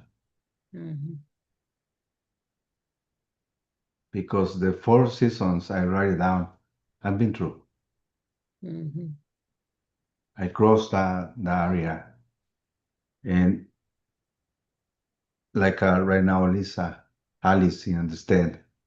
Now she understand. It's part of the process. The next time she'll know it. It's part of the process. And I just want to share with you my feelings in that moment. That peace that I know you can feel in this moment. Because I try to create a secret place, a peaceful place, a trustful place, even though in the middle of the chaos. I don't understand what happened. I just feel the peace. And that's all I want to share with everybody. Yeah. When I say those words, I try to mean it. I mean it. I mean it when I say, stay calm. It's part of the process of the life. But thank you. Thank you. I appreciate it. Yeah.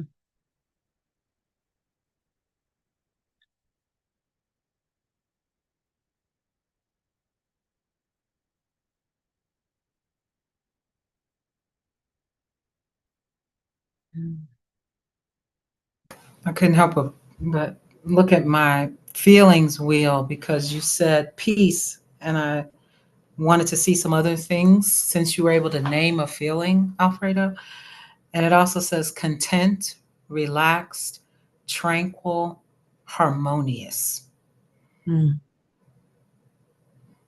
I like that one, harmonious. Harmonious. I really like that. Yeah. Wow. Thank you. Thank you for sharing that. What are the feeling wheels for anxiety? Anxious. So Anxious. sorry. No. I Yeah. want to know Anxiety. all those. Anxiety is a feeling. Anxious. Oh, okay. I'm gonna get you a feelings. I'm gonna get you a feelings wheel. So anxious, which is a secondary feeling, the primary feeling is afraid. Or peacefulness, primary feeling. So anxious would be a secondary feeling. You might also be feeling insecure, vulnerable, scared, suspicious, apprehensive, concerned, worried, helpless, susceptible, frightened, terrified. All the above. Yeah. I believe it. You didn't say it, but I believe it now. That you're All the above. I believe you. I believe you. I believe you.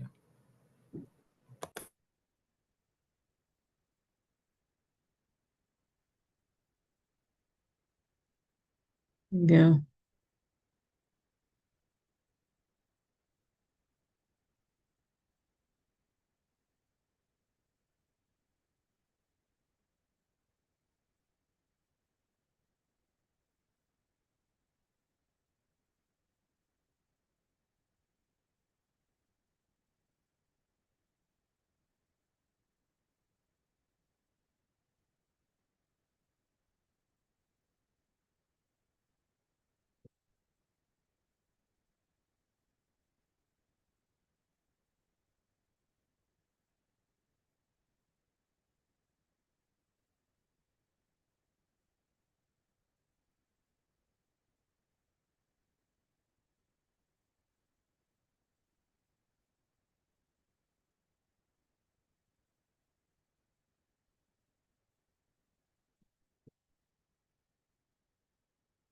I think I'll grab a couple of seconds, maybe. I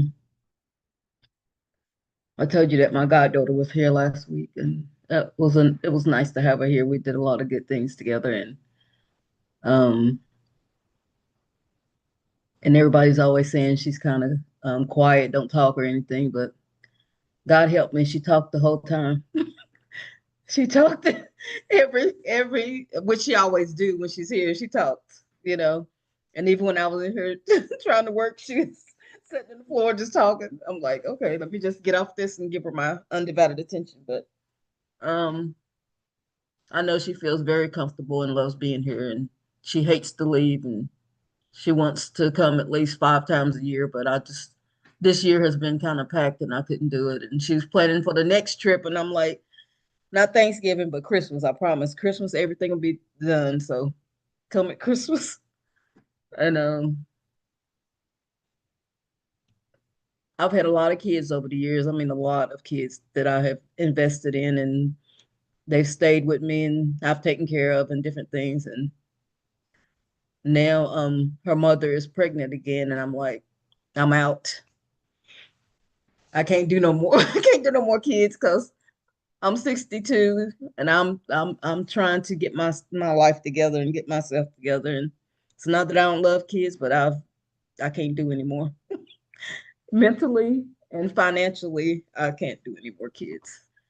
And so I know I'm gonna have to set some boundaries, some big boundaries, and a lot of people are probably gonna, when you set boundaries, people start to get upset, about feeling like you're being mean and all that. But no, I can't. Even before my son was born, and even when he was born, I took care of all kind of kids. And I had a cousin who would just drop her daughter off anytime she felt like it and wouldn't come back for a couple of weeks. And even people in the community would drop their kids off. It's just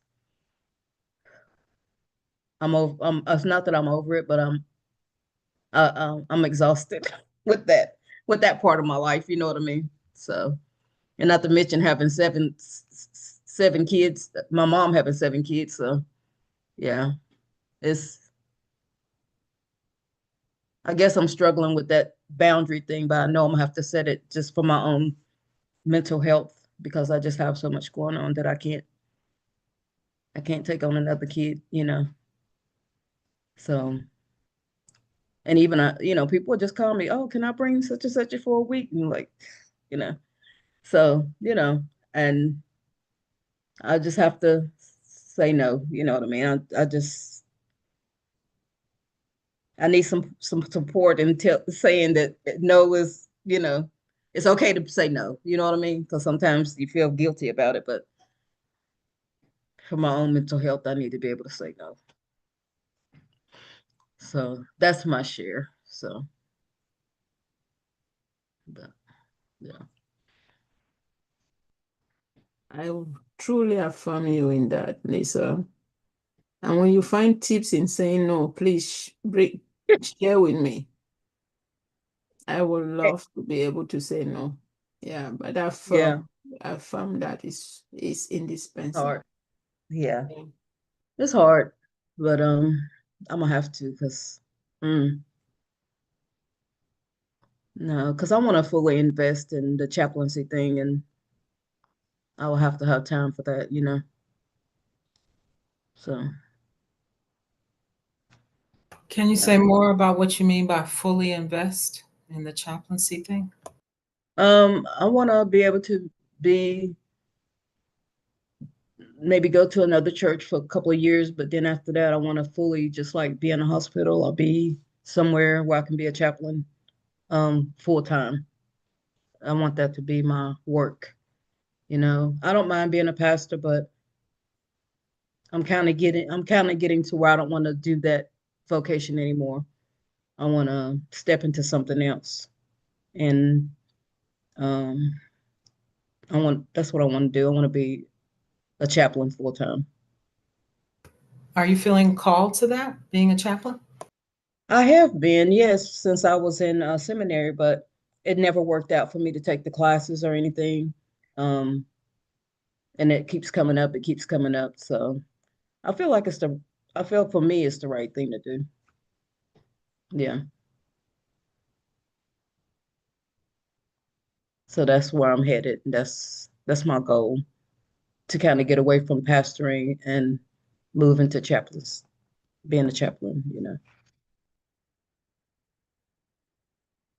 So I don't know when I'm gonna get my fourth unit in, but I still that's my goal. Please, in the spring, please. I'm gonna definitely try my best. Please. I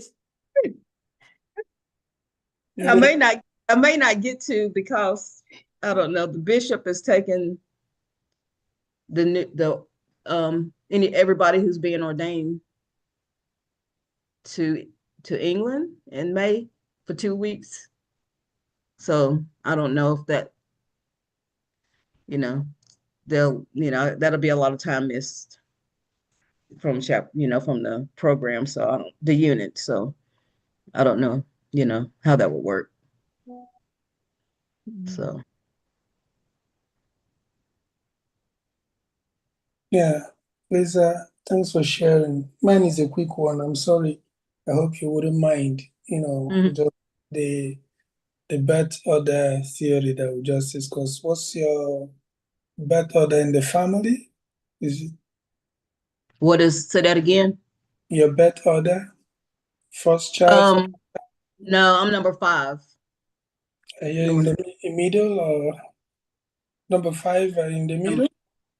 yeah, I have 2 younger siblings, me, and then the 4 older siblings. Okay. Okay. Somehow in the middle. Okay. Yeah. Thank you. You're welcome.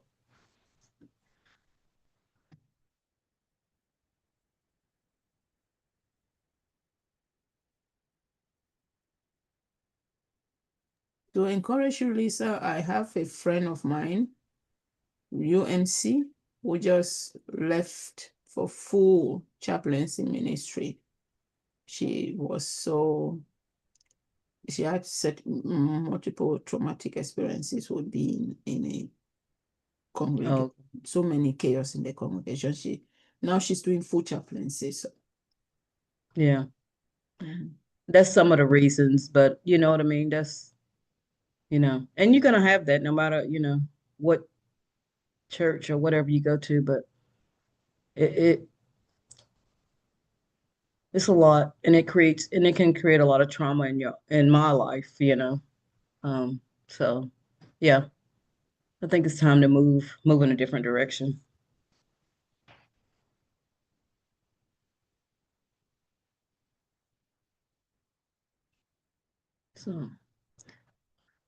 So I'll open the time back up for anybody else. Thank you for listening and thank you for your support.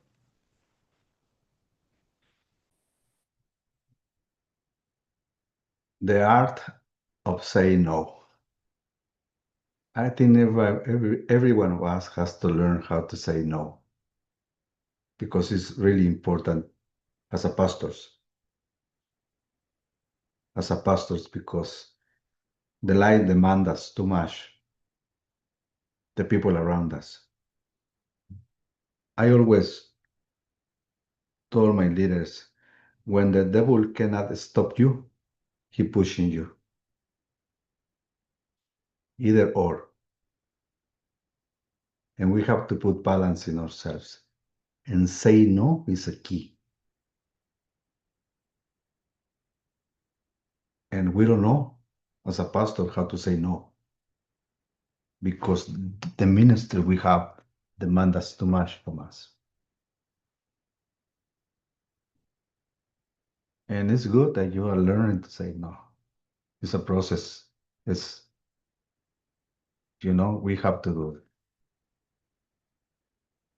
Because the time is running for us. I just say I'm 62 years old also. I want to do more, but I can't. I want to do extra, but I can't. So I have to accept that as a part of my life. And dealing with that feelings is not easy. No, it's not easy. Take a lot from us, but we need it. And then it's a need that we have. As a pastor, as chaplains, as a person, as a human, as a mom, as a dad. We have to learn how to say no. And don't feel bad about that. Don't let the spirit of guiltiness get behind you. Tell him you don't have part of this of my life. Because Jesus is the day of rest, not the day of work.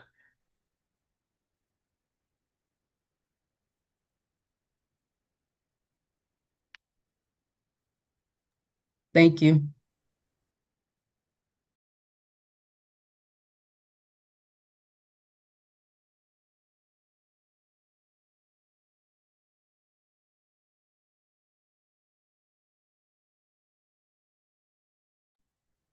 I know you'll be wondering, just from where Alfredo stopped, some of us may have a conscience that is very delicate.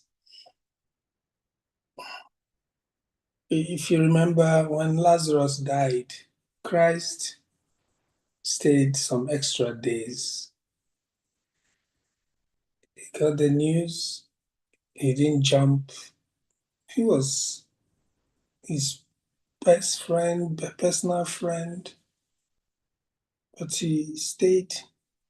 Apparently, we'll argue that he's divine. Probably he knew and all that, yeah. But if our ministry is going to take root from Christ as our model, we don't rush widely forward. Probably we should learn to take our time, or maybe there are better scriptural instances that can help us understand. It says, be still and know that I'm God. Probably some other scriptures can anchor that act of self-care. So we'll be alive in order to continue the service. Because ordinarily he would have jumped in like a first responder, an ambulance, rushing to the venue. And that's our first impulse. And we've been always hammering on it, that we're not the fixers. But we're human. Empathy, everything. We want to be there, available, but we can't really do it all. We can do the much we can. and be alive to do it. Probably people can suggest better scriptures that can help us anchor some of these concepts. Thank you. Thank you. I appreciate it.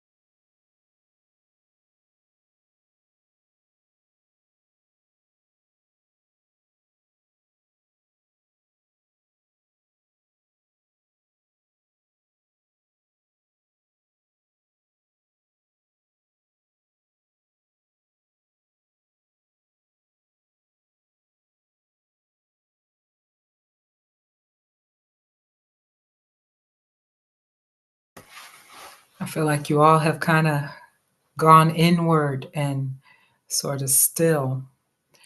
I do want to ask you kind of a group question. Have any of you been thinking about where we are in our process as we are sort of getting near the end of this unit?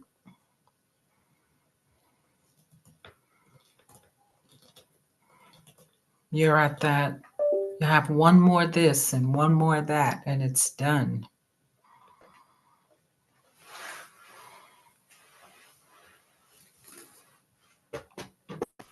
Hate for it to be over, but I'm really tired. A lot of work. It's a lot, but I definitely will miss the process of this. I miss, being in the group, miss the people and the conversation. Yeah, I was thinking about it the other day. I guess you start kind of grieving early about it. I do anyway. But it's been good, and I've learned a lot, and there's still a lot for me to learn. So um, I'm grateful to be in this group, and I'm grateful for the process. Joseph kept saying, trust the process. I was like, yeah, right. But now 3 units in, I understand. Yeah, you have to trust the process. So it's been good. So I think we're all what is the last one? Norming, storming, forming. What's the other ones? I don't remember what they were, but are we? I think we're at the Forming, adjoining, the last. adjoining. Oh, the adjoining. Forming and adjoining. Okay. We're almost at adjoining, right? We're almost at a journey. But it doesn't mean we can't go back to storming. But yeah, let's not go back to storming, y'all. No.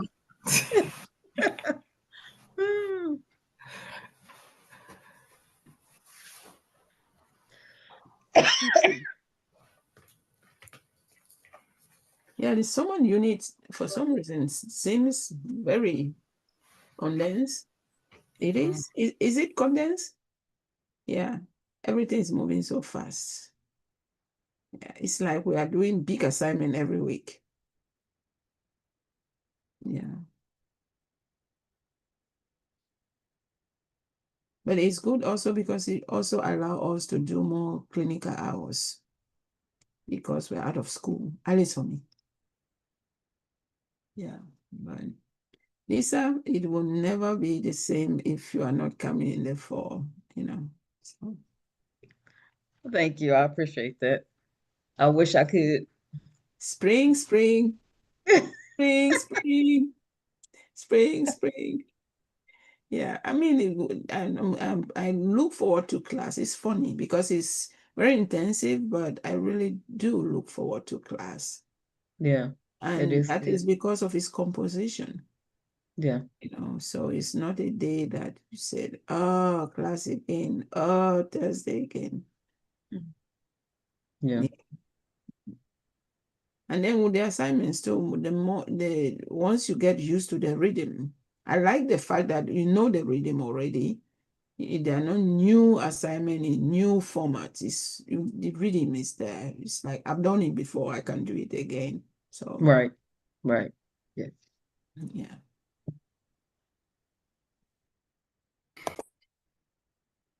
I think your vulnerability and transparency with one another has been powerful, in your willingness to encourage one another and help each other grow. That's critical. I think, Alice, you took a big chance today. It's pausing before your presentation, saying it's one thing to apologize, which you did at the beginning, for technical issues. It's a whole other thing to apologize for sort of your perspective, and then to see, well, how's the group going to react to this? Let me just say, first of all, let me say I'm sorry. And this is why. And then allow the group to just react however they do. That's took some courage and vulnerability. You had no idea of how we were going to respond. Thank you for that. I think vulnerability for me is strength in weakness. That's why I love 2 Corinthians. You know, strength in weakness. That is the title of 2 Corinthians. It's like, and then again, you get to, I like the like you have storming, forming, performing, the norming, that's normal. But you get to know your, Let's get them right. So storming, norming, performing. right. There you go. No, I think it's very important because you know, I am always in academic settings that you don't read books like that. You read books to critique it. You don't just read book to just for what do you mean, devotional, or to just draw and the strength and silence on the rest. I'm not used to. We read books to review it, and review means they have to critique it, you know. So it's a completely different setting. I really need to, especially books review, I need to figure out and learn and shift context when I do book review, because it might come through as overly critiquing the author, and and that's how I felt it went through. So know your context for me is very important.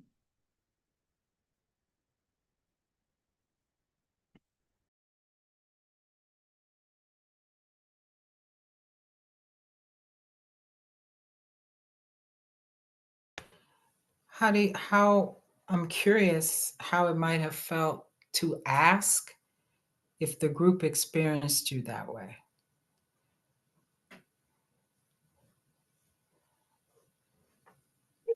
Yeah, and maybe I could ask, did you experience me that way? But I could sense it though. I could sense it. It is, because one, I'm the only one that really go ho-ha critiquing that book, And I also say that, there's it's good to have even 1 hour sleep, because 1 hour sleep does something to your brain, you know.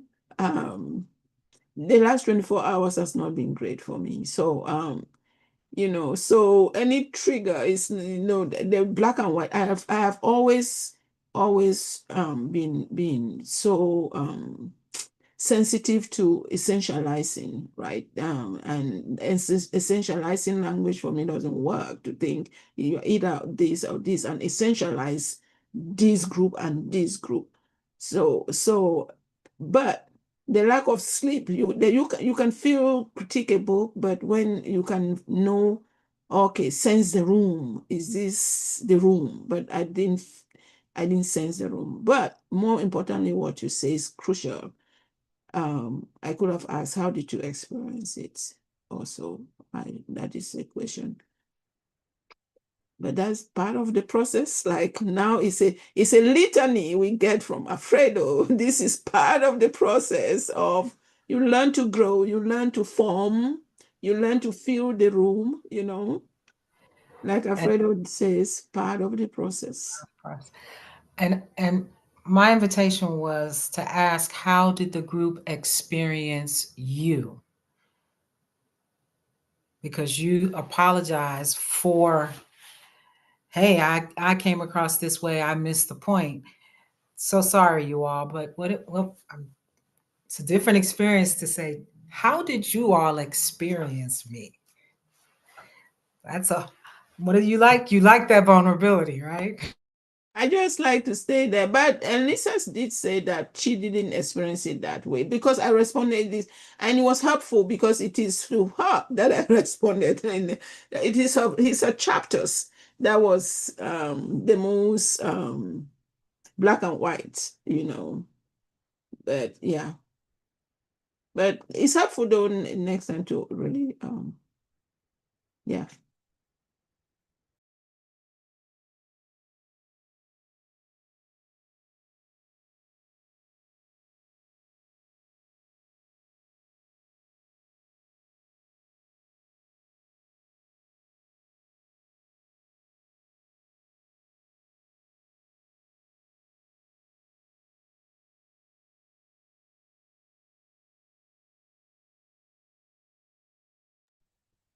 I think one of the things the book teaches is that, okay, to see the full context,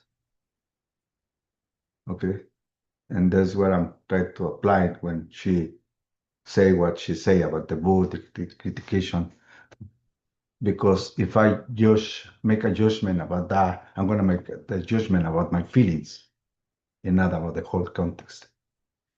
Now I know the whole context. I can have a better understanding about her feelings, about her perspective, and I can apply that to any moment in traumas or with the person, with anybody, to ask the right questions, not to judge just because what you see or what you feel, because every moment is a learning process. Anything around us. Somebody say each problem has a pearl of wisdom inside. Each problem has a pearl of wisdom inside. If you find out, you're gonna add wisdom to your life. Each problem has that.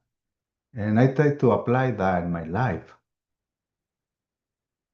Not to react, but to respond, to think, to see the whole context. Because the question I have to make when she expressed that is, how do you feel? Okay. Now I know the context, the process that she is going through. It's not easy process. And we are here to understand that, to work with her.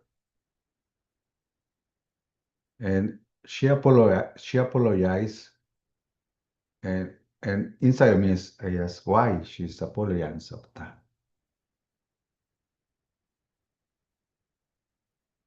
Because for me it's nothing to apologize. Because I don't know the full context.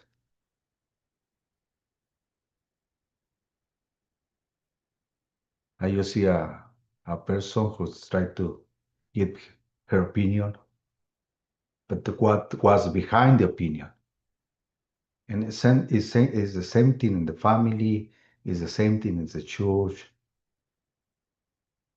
And all these moments make us rich. And I'm be glad to be in this group with that transparency. Do not hide anything. Just express ourselves as we felt in that moment. And to have the people who understand me heal me. Heal me. And this process. And I'd be blessed. Thank you so very I've much. been so blessed with all of you. Because knowing people who share with me what really they are is a blessing.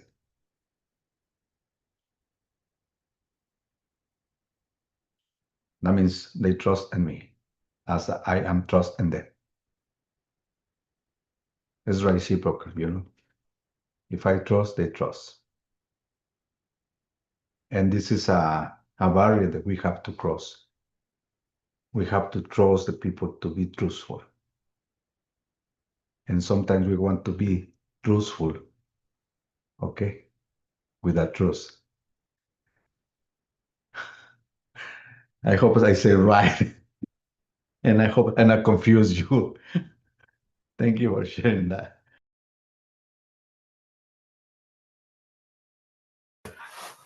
Well said. Well said. A good note to end on. Is that all right, everyone? All right. I will see you next week. Thank you. Thank you.